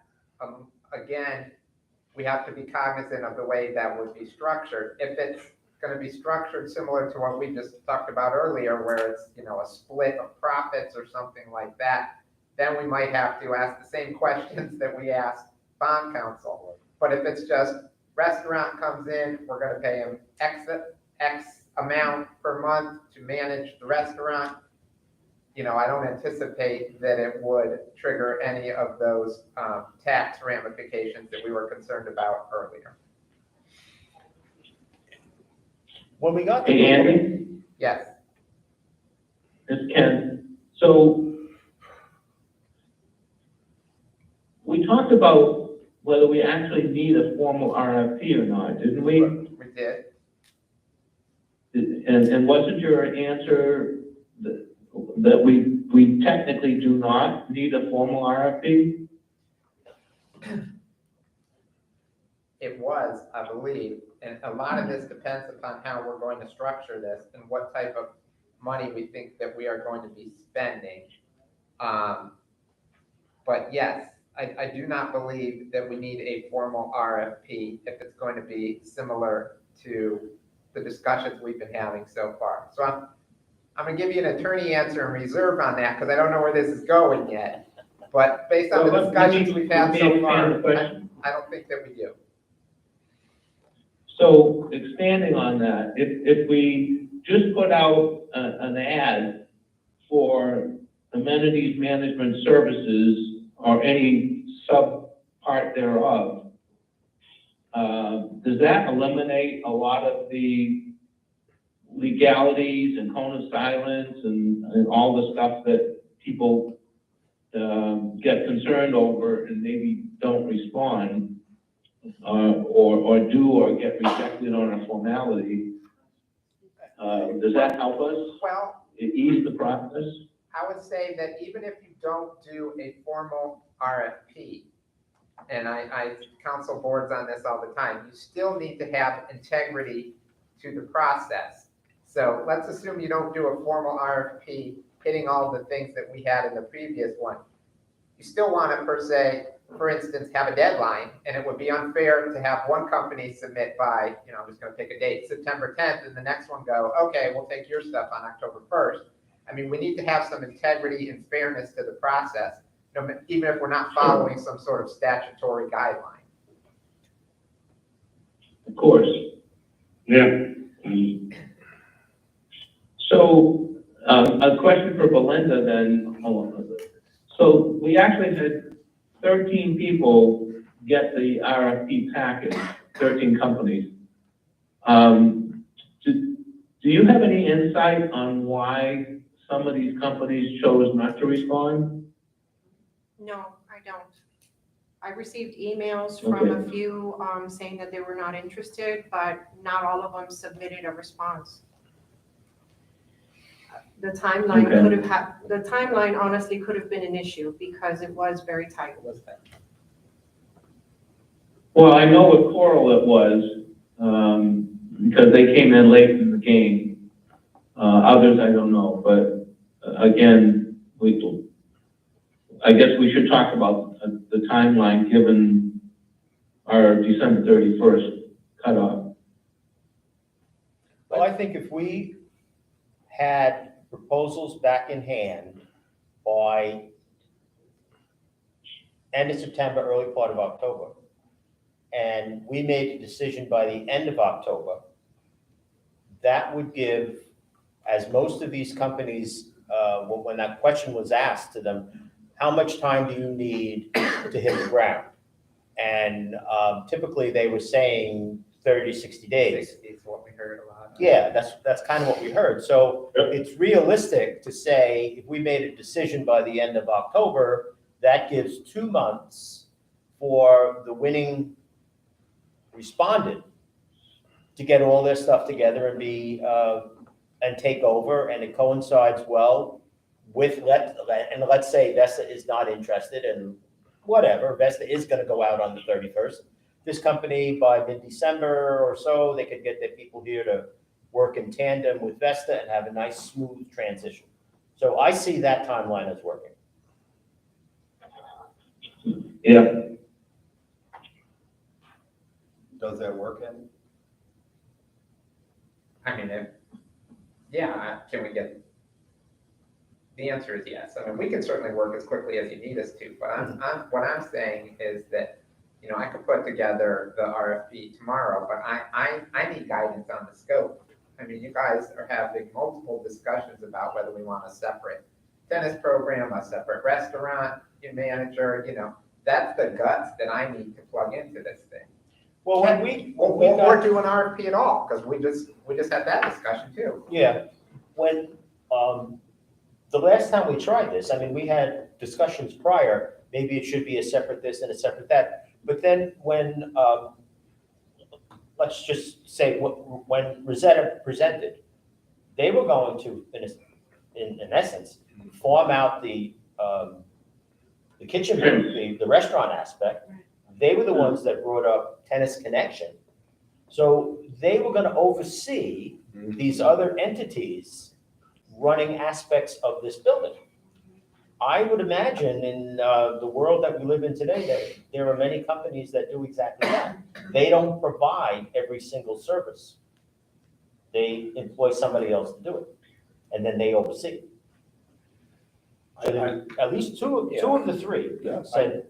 I just think we're much, much better off with that kind of scenario rather than having an entity managing food service and another entity. Who's gonna mediate the disputes and who's gonna ride herd? I mean, I think you're all looking for a headache. We need an overseer to coordinate all of this. Yeah. And how they go about doing their job, whether they have, again, a separate food services company, as long as we get the product. And I don't want to steal Ernest's thunder, but what I think you're going to hear presented to you on tennis is that Tennis Connection will be obviously still working under Vesta. So. We heard that with another company where they were going to subcontract out the food service, and it was kind of exciting what they had to say. Yes. Now, it was a pitch, certainly, and the proof is in the pudding, but. Right. So I don't think it's uncommon that an amenity service company is going to be kind of an overseer and have subcontractors that they work with that do the job. Great. So can we work the timeline backwards? Because I think that was one of the key discussions. So if we want to be done by October 31st, we want to make a decision by October 31st. Well, when is the meeting in October, Melinda? That's more. What would the October? Well, we have them here. That's okay. In October would be. We have October 10th and October 24th. Okay. So scheduled meetings. So I'm assuming you're talking October 24th. to have a decision made by October 12th. So at both the October meetings, there could be a discussion. Of course. We should probably hold a workshop before one of the meetings with district council to review the RFP. That way, everybody has feedback at the same time and Andy has what he needs. Because what I'm thinking, right, I don't want to get off a tangent, but if we're doing an RFP, then what I'm thinking is, right now, maybe Belinda, or I can do it as well, can distribute the scope that we had the last time. Everybody can review it, and then we can have a discussion as to what we want the scope to look like. And then we can start to roll it out. Because like I said, the other stuff, I can handle the forms and, the cone of silence and how many they should submit, whatever, Andy, is there a prohibition from a board member saying to a company that we know, an RFP is coming out, look for it? Not at all. You can absolutely. So do that's that. okay. Absolutely. Absolutely. So Do you wanna hold the So workshop? back to the right calendaring. So, okay, so if we're gonna make a decision on October 24th, and we want to give the proposers how much time to put, from when it's on the street, to be able to put their stuff together? At least a month, what you think? I would say at least a month. So that's got us back at September 24th. So we need it on the street, well, but it's gotta come to you, like at least a week ahead of the 24th. It's gotta be submitted so that Belinda can package it up and get it to the board members for review to make a decision on the 24th. Andy, I suspect you and I will not be here for the 24th. If that meeting is in fact September. Oh, so, no, right, we're talking about No, you're talking about. September 26th. September 26th, right, is Rosh Hashanah. Right, and I will not be here, and I suspect you will not be here. Correct. I can send David or Regina, but I would not. I'll tell you in advance, I won't be here on the 26th. Then we can move it to the 19th. Okay, Maybe. why don't we? I won't be available on the 26th either. Okay, so that's, Well, I'm not gonna be available either. If you all right, guys. so that makes So it easier. we don't have. That actually makes it better. Okay, So that actually makes it we better. should move But I'm that not gonna be- 26th to the I'm not- 19th. get it to the 19th. Then not have the 12th, or have back-to-back. If we have to have them back to back, we'll have them back to back. I We should actually, probably hold a workshop before. I the actually regular can't do meeting. the 19th, well, I can send somebody somewhere else, but I have 2 other meetings that day. Why wouldn't the workshop be in October? So you want it, you want it before. After the submissions? No. No, I think Ken, I think that we're talking about now is a workshop for the board to discuss what the scope will look like. After you develop what you're gonna develop, you're gonna start developing, I assume now with some input from us. Well, that's what I'm saying is, I think we want to have, correct me if I'm wrong, but I thought we were talking about having a workshop. Thought we were talking about sending out the one we just did, so you have a copy of it, board members. And then everybody looking at it and us getting together to workshop what the scope should look like for this next one that we're gonna roll out. And that would be on the 12th, And that should be sooner rather than later. sooner rather than later. We can also move the 12th up to the 5th if you like. That's Labor Day. Oh, sorry. Oh, the Yeah. 6th? Yeah. We could make We it, get Tuesday. It doesn't have to be a Monday. we could make it the 6th, right? I have a meeting at 4. Okay, so we could. Now we're cutting the timeline for submissions way down again. Yes. No, No, we're doing we're just not. the opposite. We're extending the timeline for submissions. Talking September, Ken. We're talking about getting together in September to come up with a scope that we can then publish an RFP that's gonna be. I understand. But you said previously that we would want these companies to submit their proposals by September 24th. No, I didn't hear that. no, we're talking, September 24th submission, October 24th decision. I didn't say, we wanted to give them 30 days at least to respond. We don't need to have them in hand 30 days before the board makes their decision, although definitely want them in hand some amount of time before then. So we can do the 6th then, which is a Tuesday. September. September 6th, which is a Tuesday, Have a workshop to have a workshop. on establishing what the scope will look like. Right. And we can have these discussions about, do we want a separate restaurant? Do we want a separate this, a separate that, whatever? Okay, I won't be there. I'll be traveling the 6th. When are you back, Ernest? The 9th. Friday the 9th? We can also keep the Yeah. 12th. We already have the 12th. Yeah, or make it the 9th. The 12th is perfect.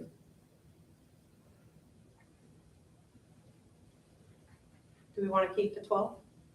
Does that work as far as getting, how soon after the 12th would these go out? That's a week. Well, not if we don't adjourn it. You can always continue the meeting. We can continue the meeting, right? Which one? Well, yeah. Which one? If we had to go to the 12th, Do if we go to the 12th. Do we really need a workshop to do this? We can't get, the only time we can get together is publicly. We can't do it over the phone. I'm not talking about doing, you guys being on the phone now. We can only discuss this at a regular meeting of some sort. Right. Advertising. And we're discussing it right now. Yeah. Well, Or do it right well, all right, so let me see if I can put some, let me see if I can put some What clarity. to do, the issue is whether we should like bifurcate out the, amenities or make what was previously, issue. I don't think we need a workshop for that. I couldn't understand. Yeah, he's breaking up. I think what Ernest was saying is the issue whether to bifurcate the amenities or to do it as an umbrella like we had it. I would agree. I think that's the big issue. And Yeah, that's Tony And you said, I go think ahead. we should go along with an umbrella thing Okay, and I would and see agree. what companies provide. So then do we need a workshop? We don't. No. No. Well, but there's a difference of opinion here. I don't think you heard what the chairman said. Well, repeat it, Reggie. On the conference? Okay. So you can hear it. I said a lot of things, so Yeah. which one do you want me to? Well, I think the big issue is, are we gonna have an umbrella, as you said? That's, I think, what's maybe the difference here. Okay, Why can't we can do both. Yeah, when you say we can do both, what are you talking about? my opinion is ideally, you'd like to have one company managing the whole thing, but we don't want to preclude a breakout of food and beverage, for example. Right. But will you be willing to take someone who is only interested in food and beverage? For part of it, yeah. And who's gonna supervise the rest of it? We're talking to somebody, I think there's discussion going on now with Ernest and a company to do just that. Rosetta proposed something like that. My hang up with Rosetta is, I wasn't crazy about the food and beverage option that they presented. But if it was a different option, I'd probably be okay with it. No, but that was the umbrella. So the question is, if ABC Geckos, like we said in the past, Geckos, and I'm just picking that as the name that came around. If Geckos wants to submit and say, we're only interested in your food and beverage, be my guest, do whatever the heck else you want to do with the rest of your club, are you interested in taking that? I think that Yeah. presents. I would listen to them, and That if we like their presents- proposal, say, hey, would you team up with Rosetta or Vesta or somebody to split it up that way? I mean, that's up to you guys, but that's the type of thing I need to know in crafting this document. The last time we did it, we had 3 respondents. Of those 3, 2 were, in a sense, farming out a portion of the responsibilities. Under their umbrella. Under their umbrella. So we dealt with one management company who then employed, for argument's sake, Tennis Connection to do one aspect of it, and another company to do the food service aspect of it. I think again, I believe I'm correct on this, of the three that responded, two were offering their services in that fashion. I believe it was only one of them that was bringing in only their own people, which may have been Icon or Castle, one of them. Well, all I'm suggesting, Rich, is to be a little more flexible and try to get maybe some other hospitality or restaurant companies to express interest, and then try to get them to team up with a broader management company. So basically doing what Rosetta was doing, except not limited to just one restaurant company. I hear what you're saying, but I'm not sure that we can present that in an RFP. I'm looking at Andy while I say this. Well, not if you're not gonna be comfortable with the result. And I mean, you can't say in an RFP, this is open to just, if you wanna only bid on the restaurant services, we're cool with that, but if you're not.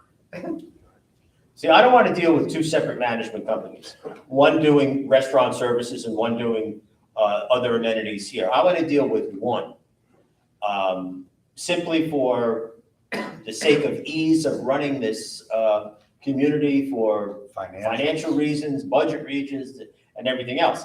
Simply have one company overseeing.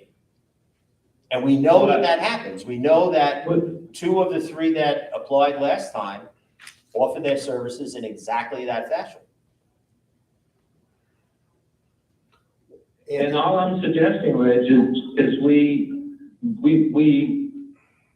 help them broaden their vision to more than the one food and beverage company that they select. That if they, let's say Rosetta heard 5 different restaurant companies propose food and beverage, and we liked a couple of them. I don't want to put words in Rosetta's mouth, but I don't know why they wouldn't be open to overseeing that restaurant company as opposed to the one they proposed. Well, that was a question that was never asked, and hindsight is always certainly 2020, and maybe we should have asked that. Is this company A that you're suggesting to run the restaurant service the only one that you have, or are you open to other companies? That was never asked. Well, can that be included in the RFP some way? So Look for one management company, like, I think we all lean toward that. But give them the option of looking at other food services other than what they traditionally bring with them. Does that make any sense? Sure it does. Oh, sure it does. Okay. And you could craft that, just to give us that option, so we can still look, I hate to use geckos again, at But ABC. there's no tradition. Right. and you could I craft can't that believe in they the wouldn't language of the go- RFP. If we could craft the RFP to give, somehow or another put in a restaurant option, then the management companies can know that they know they've got the tennis, they know they've got the fitness, they know that the restaurant will report to them. Then we have one company doing the reporting services or financials each month. So Yeah, but are they going to, I'm just talking out loud, are they going to bring, they're gonna, if they know they have that option, then they're gonna pick whomever, Chick-fil-A, and bring them to you as their food option. What Ken is saying is if we also got food option B over here, Geckos, how do we get Geckos together with Icon or Rosetta or whomever that's submitting? Because they're gonna come in with their, when we tell them they can have a food option, they're gonna pick somebody, they're gonna bring them in, maybe they'll pick 2, I don't know. But They may not have thought of geckos or whomever else is. Well, isn't that part of the negotiation then? If you like a particular company, you say to them, we like everything you're offering, but we would like you to consider this food company. Could that happen? Sure. Remember that one? You had option one, all of the, everything in option one, and then Like a we did menu? option two without, and then we gave them the option, For percent. yeah. Like- Okay. Okay. I think if you did it that way and resembled it that way, you'll accomplish what they're asking for. We had another RFP where we did something similar, one way and the other option another way, so. The dilemma here is, I think that the majority of the board members are saying they want one management company. Right. But Let's have a vote on it. Is that what we want? Let's do that first. Okay. And then then we can decide what do we want to do with the food service. Well, I'll make a motion then that we, in establishing an RFP, that we have one. We don't have to live it here. Well, this is just us talking. I'm just saying, I'm buying her some time, keep talking, and Yeah. let's wait till she gets back. I'm much more comfortable with dealing with one company, dealing with Vesta, dealing with, Mr. Thomas as the overseer of everything. So, it simply makes things, in my opinion, much more efficient financially and every other way.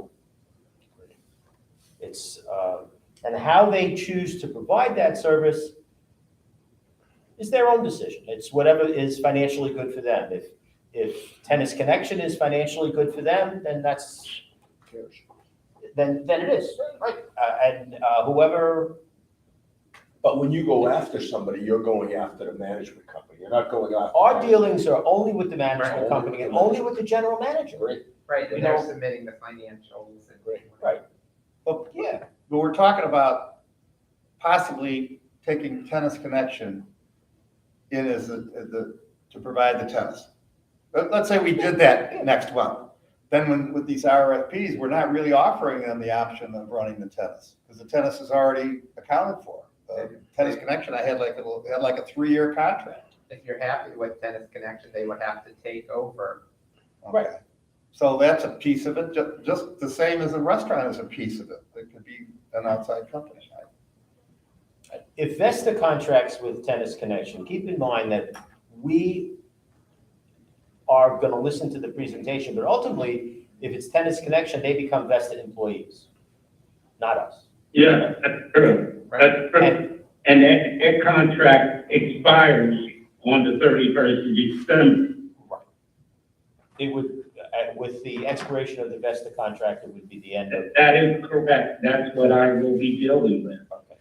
So what, again, what I will propose, just so that we can get this moving, is that we search for one company that can provide an umbrella for all the services that are necessary in running this facility.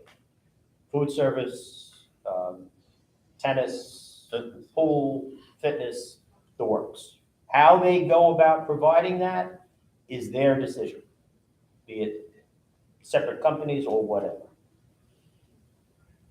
So that's my proposal. Is it a motion? Yes, I'm making that as a motion. I'll second. Can you repeat that, Rich? Yeah. One-stop shopping. Okay, so we have a motion. It's been seconded. Any other discussion? Can you repeat your motion? Yes, I think. I'll make a motion that we proceed with an RFP looking for one company that can provide the services either by themselves or as an umbrella. Does that kind of say it? Okay, so basically remains the status, it remains the status quo. Correct, Richie? Well, I don't know if I'm willing to agree with that because I'm more than willing to have a company A come in and provide geckos for the food service and provide So I think that even though we got those proposals that we got, I do think if you pass this motion and based on your discussion, I think we can dial up the language a little bit in the RFP to show them that they have that option. Because it might, people got creative and they brought that to us and that was great, but we didn't really, dial it up like I'm saying. Okay. It doesn't distinguish itself from the previous RFP. But Other than, like I'm saying, I would potentially dial up that language a little bit to say, by the way, we want you can either do one-stop shopping or parse it out, but we want one person at the top. However, we decide to say that. And keep in mind, if we move forward with this, once the RFP is prepared, it's gonna come to us for comments and then back to Andy. Yeah. So if there's something about it that you want to tweak or you want to take out or whatever, those suggestions can all be made. Well, depending upon which way this is going, I'm probably gonna lean on you, Ken, to maybe hopefully put together that scope initially. That's fine. I don't think the motion, I don't think the motion does anything. In fact, it's more restrictive. I agree with Ken. I don't see it that way. I see it as having us move forward. And rather than being stalled and spinning our wheels, which is what's happening right now. Again, it's the same thing that we have. We're not spinning our wheels, we're having a discussion. We're having a workshop. So, it just seems, I get back to the fundamental, don't make it an RFP, just put it out as a, Request for qualification. That's what we call yeah, I don't know what the right term is, but. it. Request for qualification, that's what we use. But you put out a scope of what we're looking for and allow, some elements of it. Whether you call it an RFP or an RFQ, we also need to talk about how we're going to evaluate them. Again, for some integrity to the process, are we just gonna pick them because we like the color of the truck? Or, the proposers need to know how they're gonna be evaluated. Why don't we just talk to the motion on the floor now and call a vote? Well, was it seconded? Yes, it was. Okay. Any further discussion? The way I see it, Ken. Well, I think the motion on the floor is too restrictive. Not really. If the motion on the floor, the idea of having one company do this, and that they have the option of providing their own people for food service or using other people for food service. That's all. That's what you're looking for. Not just food service. Well, yeah, they can use their own people for the, Anything. for the amenities, or they can hire out. But we still have one company that we're dealing with. I think that's the important part. For me, that's the important part. I think we all. And it's not restrictive. And I think Andy can write it in such a way that it won't be restrictive. Ken, what are you disagreeing about that it's too restrictive? I think right now, we have two management companies. We've asked Rosetta, or somehow Rosetta is the primary property management company, and they get input from the amenities management company for consolidated reporting. But we have two management companies now. If you add Tennis Connections, you've got another element that happens to come under Vesta that would then be consolidated by Rosetta. If you had a food and beverage company and you eliminated Rosetta, I'm sorry, let's say you eliminated Vesta, then you've got a food and beverage company, a tennis company, and Rosetta all overseeing. Rosetta would still oversee the consolidation of it all. So I don't see any benefit of the motion as it exists. The current RFP allows people to come in Well, it discouraged hospitality companies from coming in and encouraged property management companies to come up with their own solution. I'm trying to broaden the approach that Rosetta took to responding to the original RFP. I'm trying to broaden the ability of other companies to bid on a subset of it. In all of those scenarios, we would be asking those companies to consolidate under Rosetta's overall administration, just like they are now with Vestal. Actually, Ken, under this scenario, Gecko's food service could come in and be the overall umbrella and hire people under them to do tennis, fitness, and pool. So it could work either way. There's no incentive for private entities such as Getco to do it. They wouldn't wind up getting five submissions again, or 3. Yeah. Well, and companies like Gecko aren't prepared to do that. Well, that's not what they do.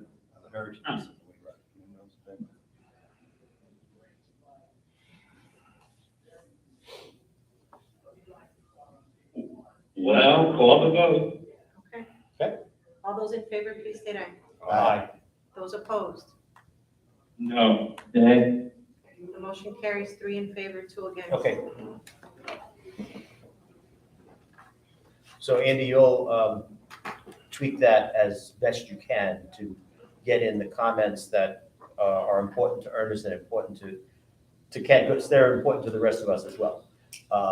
But the feeling is, I think, the majority feeling is that there should be one overall company that's going to be in charge of whatever services are being provided, however those services may be provided, through outside companies or other vendors or whatever. Okay, and we want to continue to do an RFP. Yes. Okay, and then the next question is back to the timeline. When do we want to shoot for having this RFP on the street?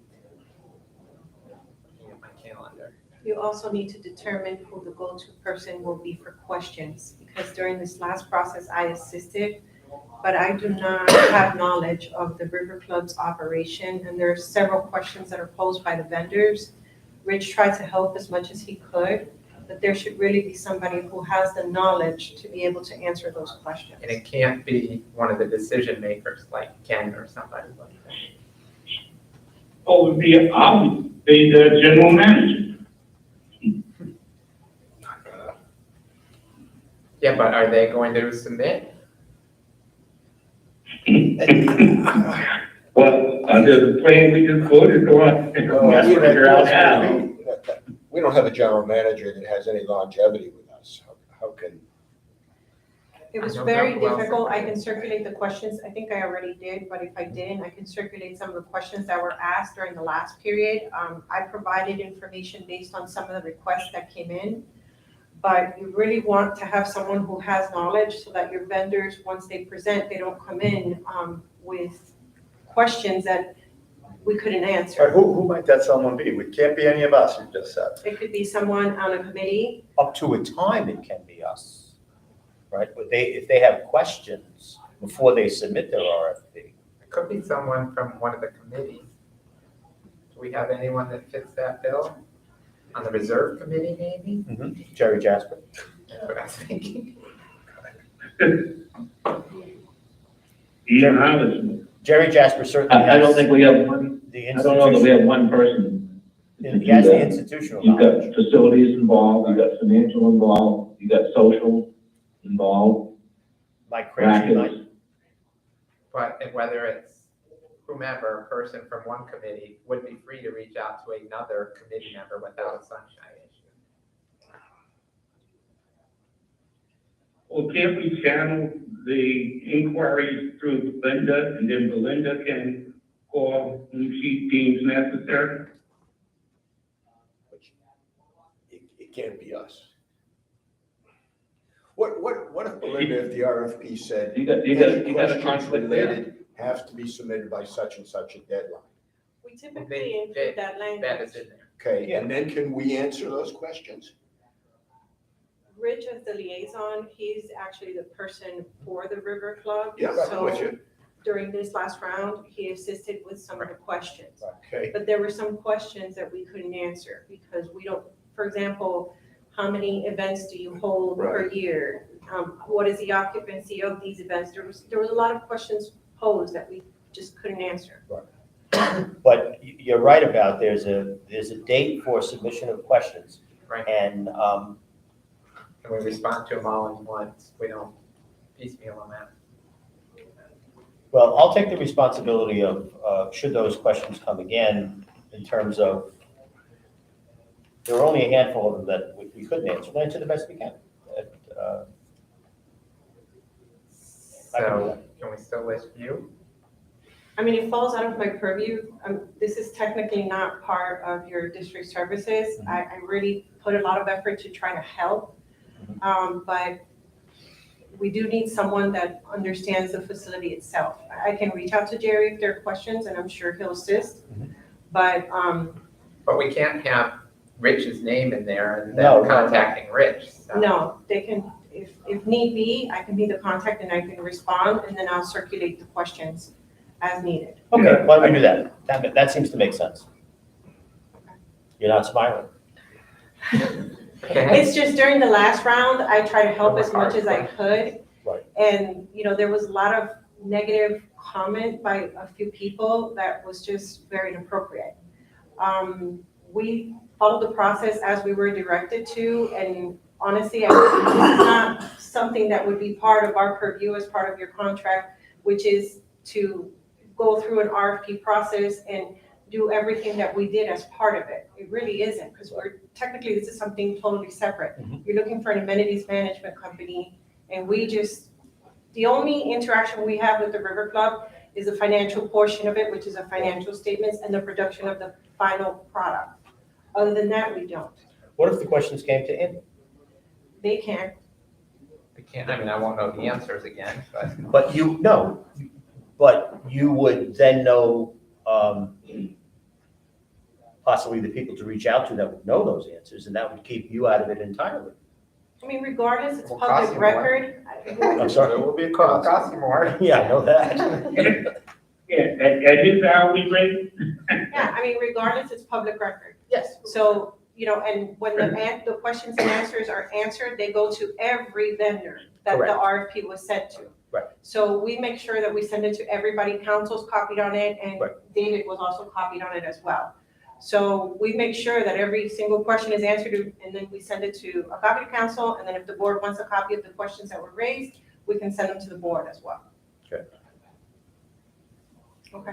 Well, so let me go back to the calendar. Yes. So October 24th is when you want to make your decision. Right? So, We've had the workshop just now. right, Okay. so you want to have the bidders and you need them before the 24th, like no later than what, 17th probably? That's a week before. And Belinda needs time to put them I would give it together. an extra day because we have to put the packages together. Right, so let's say they're due the 10th. I'm just adding some time. October 10th. October 10th. Okay. Does that sound right? Yeah. So then the RFP needs to be on the street by September 10th. Or maybe, Or earlier if we can. We can also advertise in different counties if that's what you'd like. Okay. yes. I think we broaden that. I think that's something we've heard and we think that we should do. so, or we could have the RFP on the street. By tomorrow. Step on it. I just need lunch. By September. Are we having a meeting on the 12th? I mean, and I need, because I need to prepare it and send it to you board members so that you can give me your comments and everything, and then we need to finalize it and then get it to to Belinda so that she can assemble the packages, so do the ad, we gotta place the ad too. Do we have time yet? If it's not, can we just run a separate ad, not as a formal, because it's not very formal? Well, we didn't decide what we're doing. Are we doing a formal? I thought we were, that's what I'm hearing anyway. Is it formal? Yes. So yes, we need an ad.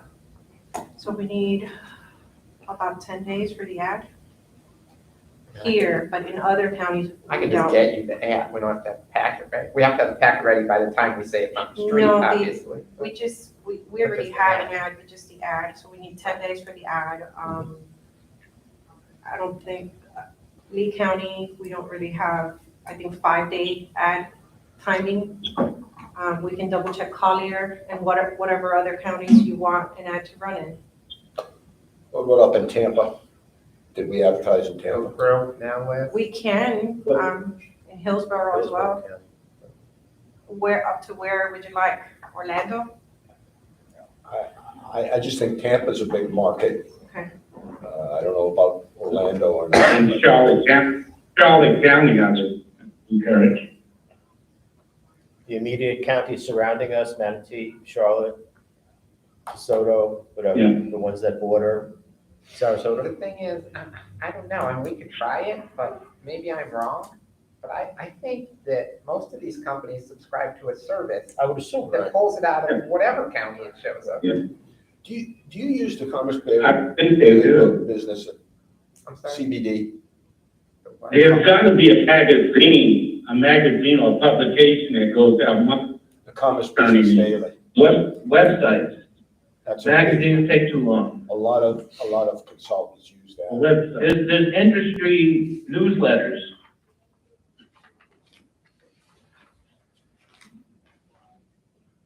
So we want the RFP on the street September 12th, is that what we're saying? Well, that would coincide with whether we're having a meeting that day or before. We can, Well, but it would have to be done already, because that's when it's available to the proposers. okay. Well, it doesn't have to be a meeting day. No, not at all. I'm just looking at that based on, we said that we want them in our hands by October 10th. And September 10th is a Saturday. Right. So if we want to give them 30 days, then we could say on the Yes. street on September 12th and due by October 12th. I mean, we just, Yes.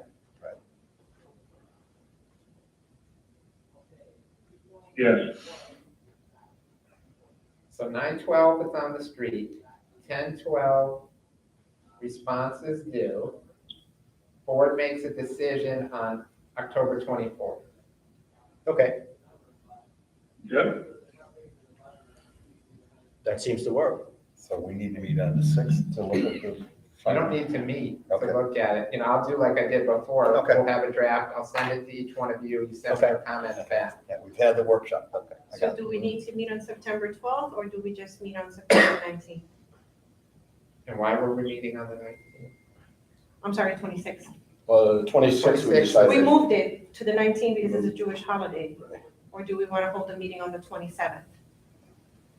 Wait a minute. Rosh Hashanah is actually 2 days. Yeah, 27th, Okay. either of those 2 days, right? I'm not available on September 19th. Oh, yeah.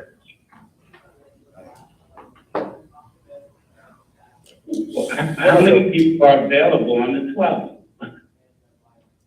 I'm available on the 12th. I'm Yeah, 'cause available. I'm not available on the 19th either. We have, I can be. So All right. we're just going to hold the meeting on the 12th. We're not going to hold the meeting on the 19th?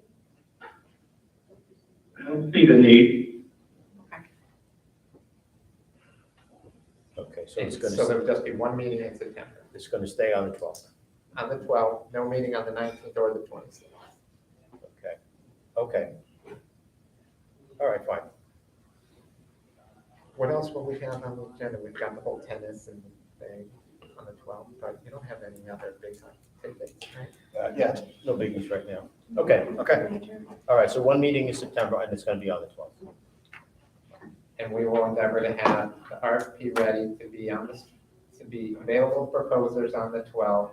Responses due October 12th, for decision October 24th. Sounds good. We will do a formal RFP. We will dial up the scope a little bit to mention more that you have options. Okay. That's acceptable. Fine. Thank you for the And that's what we'll try. gratitude. Okay, so we're 15 minutes away from our 3-hour mark. Better really hurry. So the next item on the agenda is this. Go ahead, Ken. I was just gonna ask Andy when we could have a draft About an hour. this week? Okay,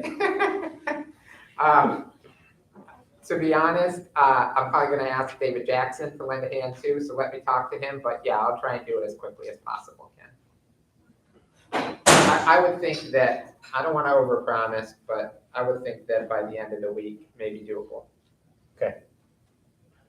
now, I would go for simplicity. Okay. Okay. The next item on the agenda is the consideration of the addendum to your contract for district services. This is behind tab number 10. This is to memorialize the amounts that were included as part of your adopted budget.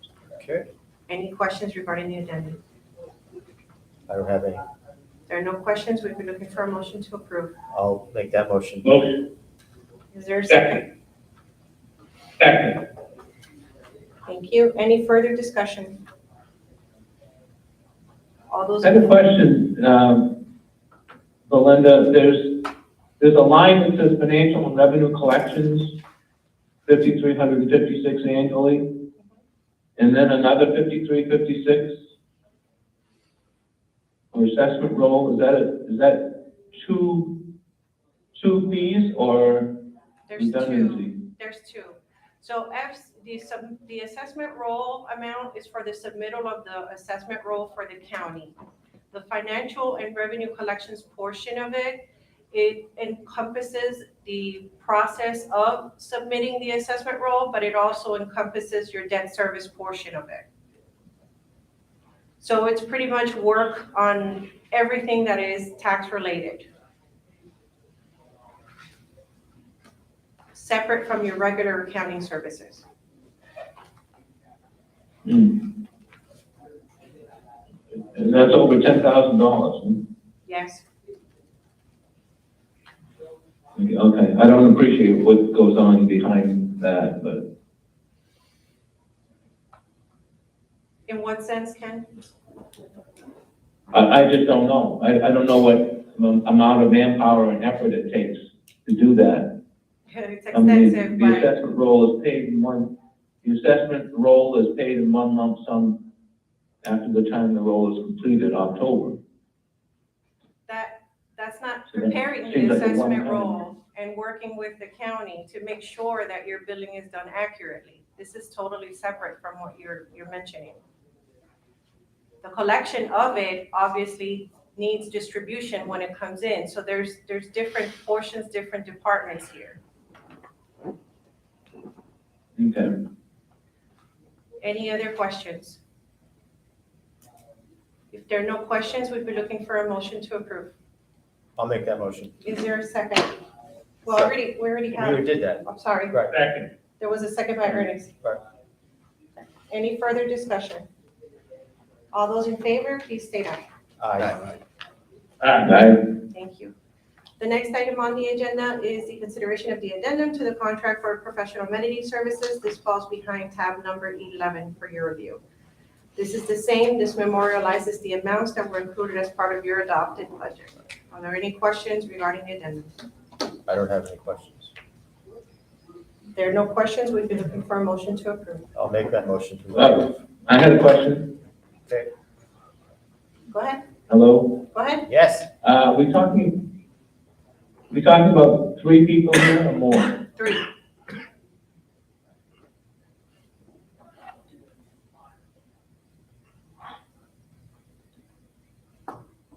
Seems like I don't know, it just seems like an awful lot of money to me for those three positions, but I don't have a breakdown and I probably should have asked sooner. Nobody else has any question or concern over that? Ken, I did, and I talked to Belinda about it, and after I talked to her and one of her accountants at Rosetta, I was convinced that it was pretty fair. Thanks. You know, for what that's worth. Well, no, at least you asked the question, Chad, you were ahead of me. I appreciate it. Okay. Any other questions? If there are no questions, we'd be looking for a motion to approve. I'll make that motion. Is there a second? Second. Any further discussion? All those in favor, please state aye. Aye. Aye. Thank you. We now have the consideration of resolution number 2022-09, designating the dates and times and locations for the regular meeting of the Board of Supervisors for fiscal year 2022-2023. This is behind tab number 12 for your review. Are there any questions regarding the resolution? I don't have any questions. No. There are no questions or changes to the dates at this time. We would need a motion to approve. I'll make that motion. Is there a second? Second. Second. Any further discussion? All those in favor, please state aye. Aye. Aye.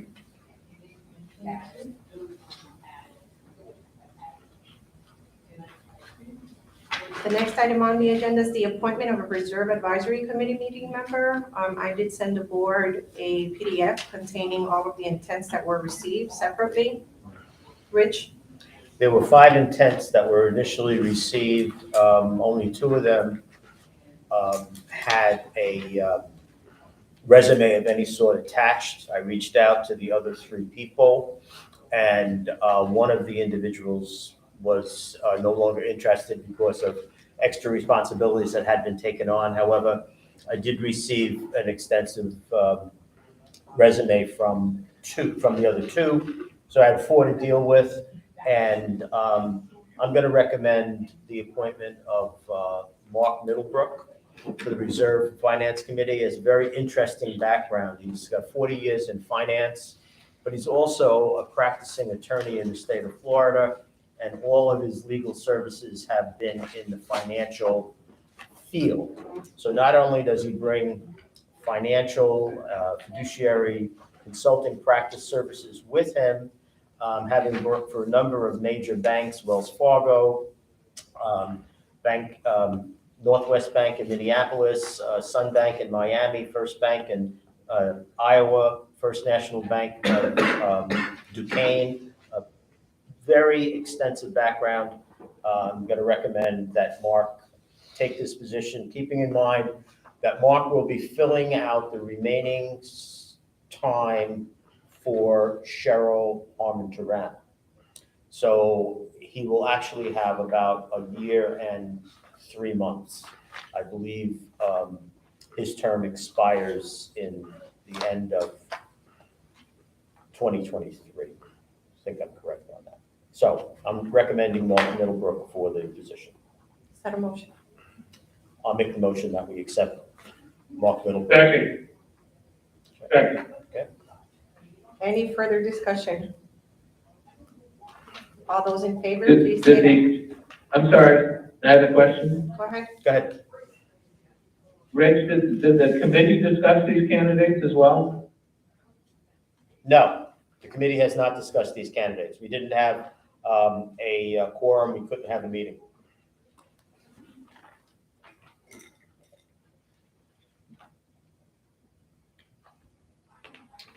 Okay, any other questions?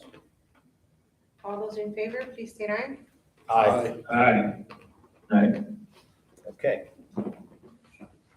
The next item on the agenda is the update regarding the Tiki Bar. Mr. Kleinglass. Thank you.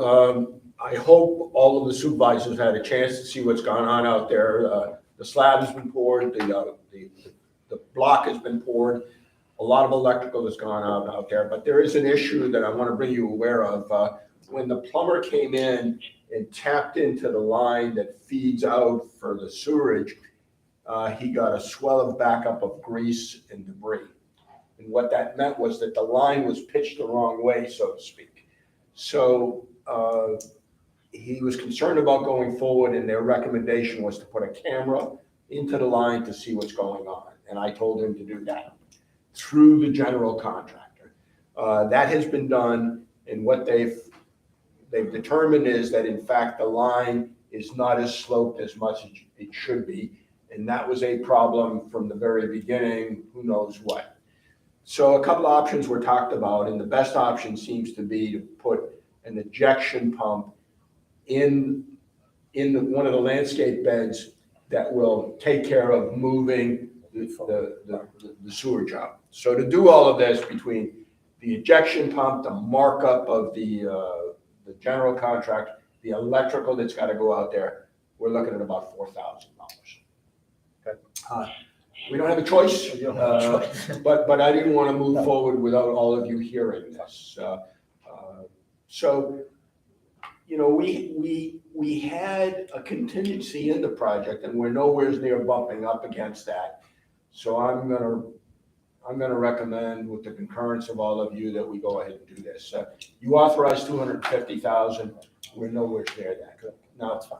Yeah. What, you know, there's still some issues with where the furniture and all the landscaping is going to be taken care of, but we have to do all of this. Okay. So, where a couple of kudos to Julie and to our new GM, and to Anthony.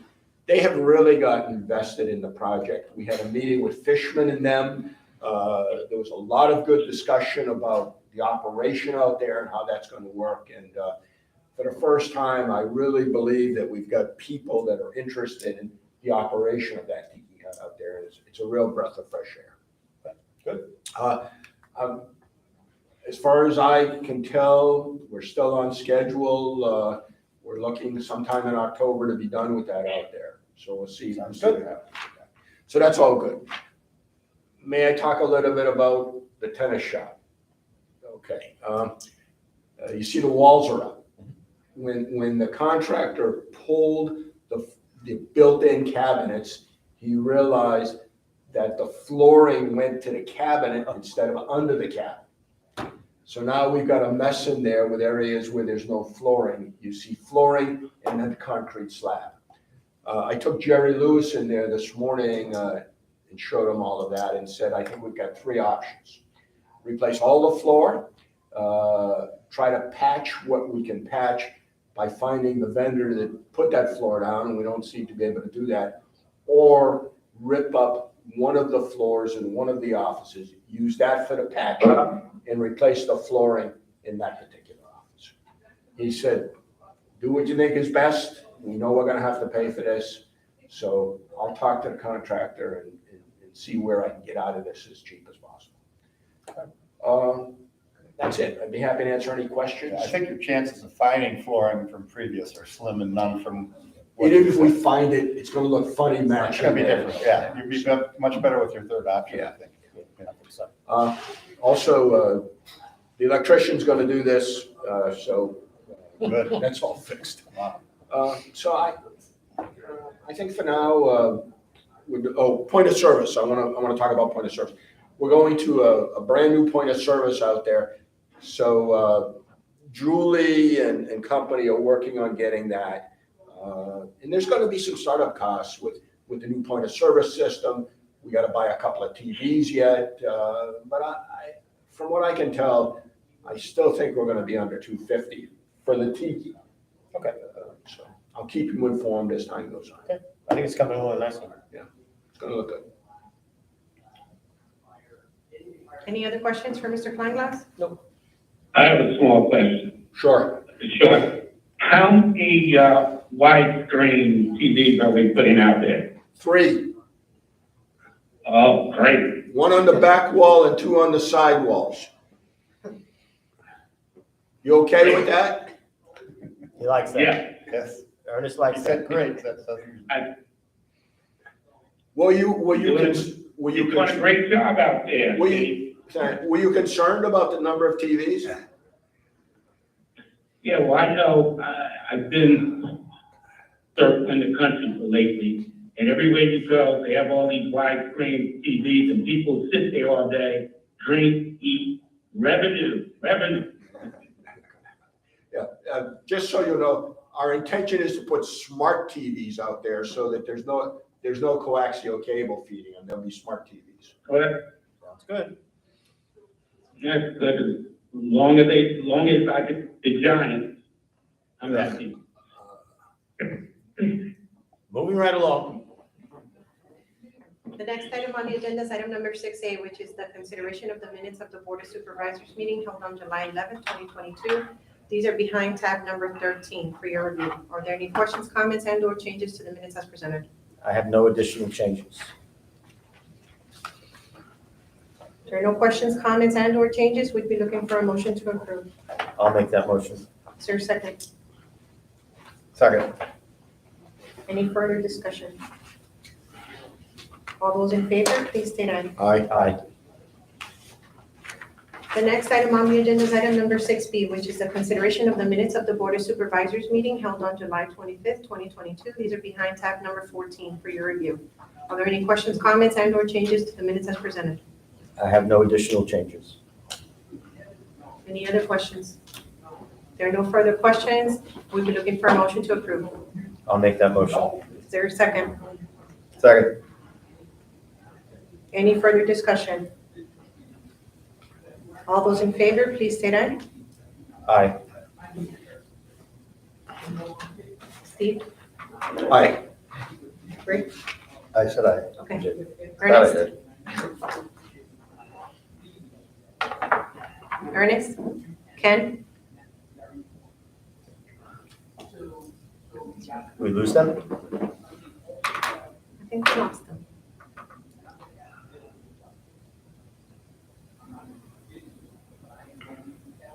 Do we need to call them back, or can we do it just with three? The Nextiva collaboration system. Please enter a conference ID and press pound. If there's an interruption in the internet or something, we might go down. Yeah.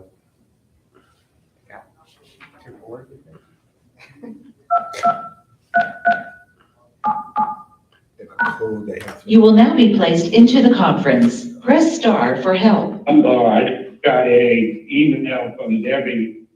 Did you get it? Yeah. You guys back? Hi. Hi. Yes, we're back. What happened? I don't know. Did you adjourn? No, we did not. We're working, we're trying to get there. We were on the, go I will ahead. never mention the New York Giants again. Don't you dare. We were reviewing the minutes of the July 25th meeting. There are no questions or comments here. Do any of you have questions or comments? No. Okay, No. we do have a motion and a second to approve, so I'll call the vote. All those in favor, please state aye. Aye. Aye. Thank you. We now have item number 6C, which is the consideration of the operations and maintenance expenditures for the month of June and July 2022. These are behind tab number 15 for your review. Are any questions regarding the expenditures? The irrigation pump, that was what we split with the golf club, right? The 17,000. And I just had a question about the 6 booklets for Phil Lentish. Those are your reserve books that we had printed. Oh, I got it. Okay, great. I'm happy. If there are no further questions, we'd be looking for a motion to approve. I'll make that motion. Second. Any further discussion?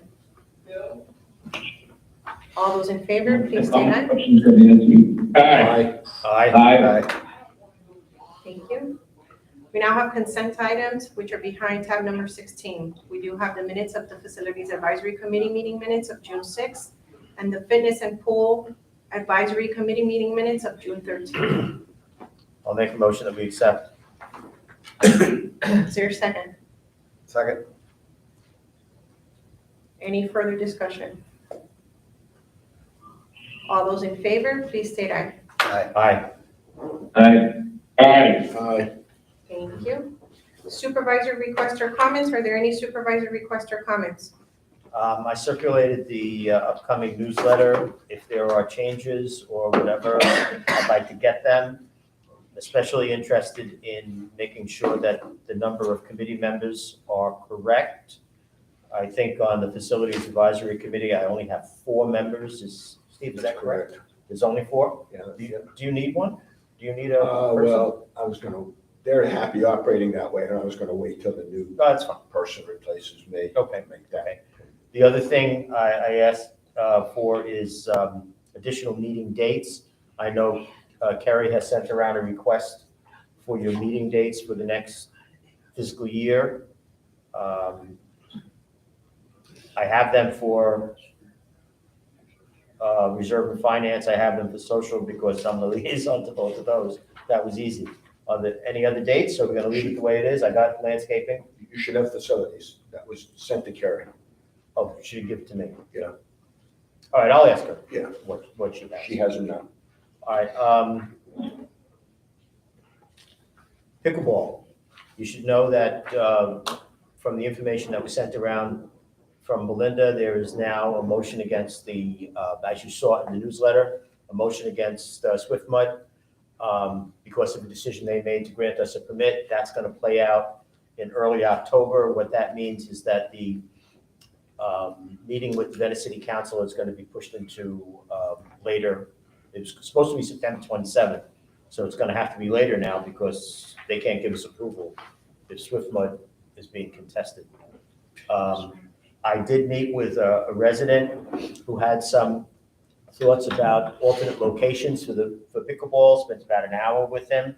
The locations that he was suggesting were either in preserve areas or most notably golf club property, which are sort of not working for us. The other suggestion that he had was actually in the River Club parking lot, but moving the courts closer to the building rather than further out. Creates, that could happen, but the problem that is created there is that parking lot is heavily used. Whereas the parking lot with the 13 spots that we're anticipating now is not as frequently used. So it would be more of a burden up here. And so that's not going to work. I am going to meet with, in my continual effort to, as suggested by the Venice City Council, to come to some sort of mediation or whatever with those folks who are opposing pickleball, or that gentleman who is opposing pickleball. I reached out to him twice. He has not responded to me. However, another resident approached me last week and said, can we talk? I'm willing to listen to what you might want to say. I'm meeting with that gentleman this Friday at 9:30 to hear what he has to say. He is not the person who filed the motion to appeal the decision, but he's intimately involved with them. So I'm going to meet with him on Friday. I already spoke with Rick Shoppinger about what we could offer, and I'll keep you informed as to what's going to happen. I'm going to be going up to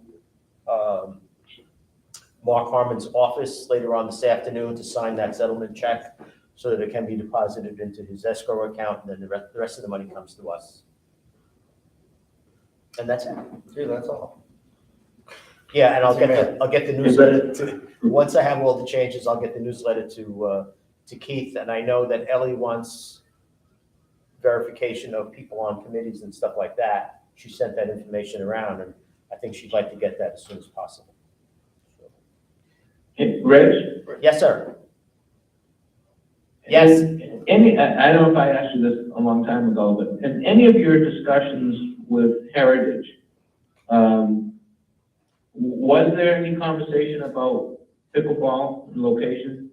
When I met with Jim Oliver, he wanted to know where in the parking lot we were planning on putting pickleball courts. So I showed him that area and explained just briefly the Reader's Digest version of how we got to that area. And it's, you know, mostly the recommendations of the City Council and the Planning Commission. Are you asking, did he indicate that he wanted to build it on golf course property or anything like that? That never came up. he was satisfied in knowing that it was a possibility here at the River Club. And he could see the benefits of that. But you've had no conversations with anybody from Heritage regarding the possibility of relocating pickleball to their property? No, I have not, because when I broached that subject earlier on with Lennar, it caused quite a bit of a concern from residents on Treviso and Belanza, and this is just because there was some discussion. That, Lennar said no, they were not going to build it. Then Ernest approached Lennar a second time, and that reignited the firestorm coming from the residents on Belanza and Treviso. So that area, though it's a viable area, is not in the, it might be viable to pickleball players, but the people that live on Treviso and Belanza are very concerned about its location over there, so. And Lennar said no. And Lennar said no, Lennar's not here anymore, so. Yeah, following up, it was interesting. Keith Livermore showed me the original plans when they built the golf course, the club itself, and in it, the tennis courts were located there, and they were approved by the city of Venice. So that's some history there. Putting them, the pickleball courts in the parking lot, as I had requested Lennar, and they declined moving forward because there was a pending sale. And then, of course, there was some opposition from other people, the same people that should be opposing the construction going on across the street for public. Yeah, that was pointed out. I believe the gentleman is, his last name is Clark. I think it's Darren Clark. He's on city staff. In a meeting that I was a part of with Rick, he pointed out that on the original plans for the community, he wasn't sure if it was the Welcome Center or the golf club was being proposed for tennis courts. So I'm still not clear which one of those areas was originally proposed, but nonetheless, the decision was made by WCI to keep all of those amenities together in one area, and that brought everything down here to the River Club.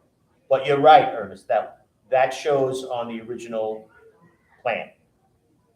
It shows on the original plan, and I did a long-term 50-year lease for the property, so we still have it, in our archive. Right. So, no matter where we go, the only place I guess we can put them is next to 75. Does the objectioners know that there's been an inordinate amount of effort to try to put a ton of sound abatement out with these pickleball courts? Are they aware of all of that? And this board has endorsed all of that. If they should be aware, it's been said many times. It's been said at city council meetings. I said it in front of the city council. I said it in front of the planning board. I said it at this meeting ad nauseum. Yes, they should be aware. But we'll see where it goes. This past Thursday, Sandy Nick, who's leading their initiative on pickleball, did a sound study on the tennis court itself. And it was quite extensive. I think Rick, our engineer, with her, and the decibel readings were acceptable, clearly acceptable. She invited some of the opposition to participate, and they declined. But I have those reports. I'll have Sandy send them out to the board members. I can't, I have them looking at them. I can't, but Sandy would probably will send them out to them. Okay. So, again, the best place to put them, if not there, is next in the golf course. property, on the golf course property.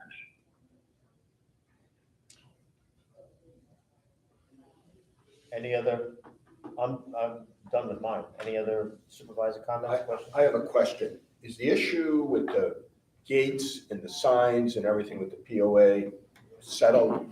They're gonna tie into our system? That's all settled? Well, there's gonna be an agreement that I asked Andy to put together, which puts the maintenance of those gates solely on the POA.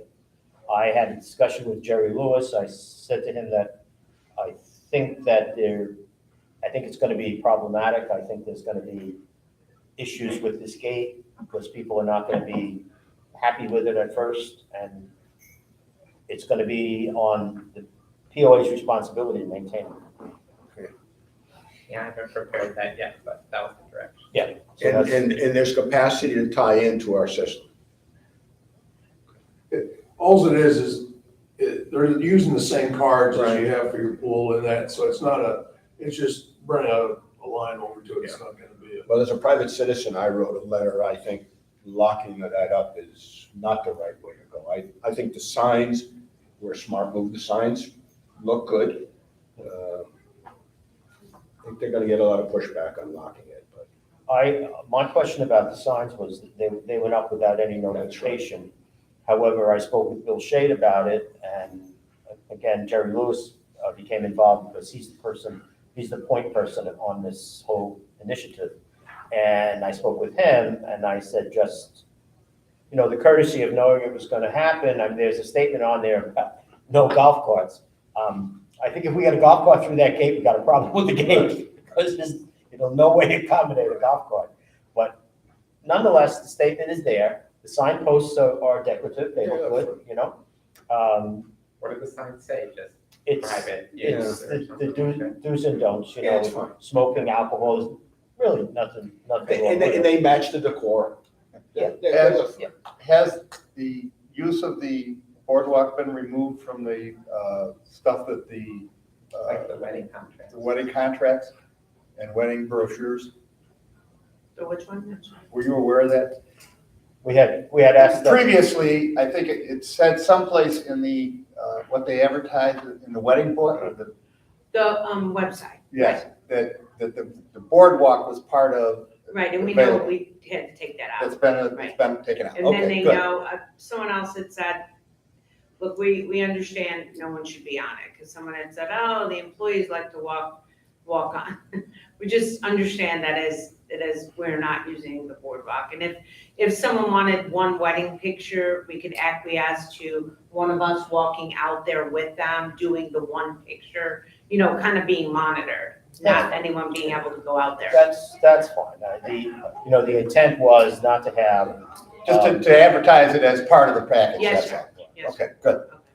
And was there not further discussion about in the contract, it would be more explicit in there that it was not to be used? I thought that was a discussion here Right. to further reinforce. Yeah, that it was off limits. Off limits. All right. All right. Any other supervisor requests or comments?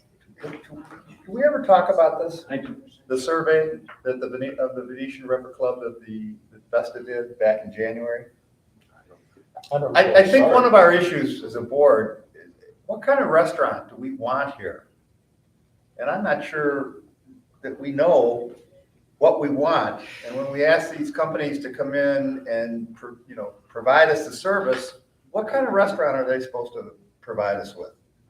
And I'd like to see us take at least a brief look at this survey. We've had it for 8 months. Can we get it on an agenda maybe in September? You're talking about whether it should be casual dining as fine opposed to- dining, lunch. I don't think we really know. And at least I don't know personally. I think we have a little bit of each here, I think we have. Well, if that's what we want, that's great. But is that what we want? Or we could have it as a discussion, but, I think we have a little bit of each that we're getting. We have menu services, and then we have buffet style. I was here, Thursday, you were here, Thursday for the Southwestern dinner, which is a little bit, I'd say, more casual than a, order from menu kind of thing.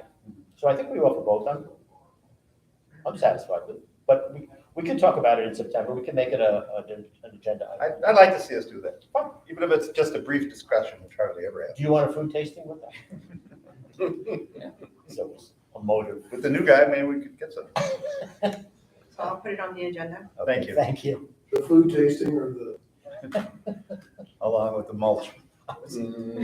I move we adjourn. It's Please. over 3 hours. Is there a second? I'll second that. Second. All those in favor, please state aye. Aye. Aye. Thank you, folks. Thank you. Thank you, audience members, for your Well, patience and, Thank you.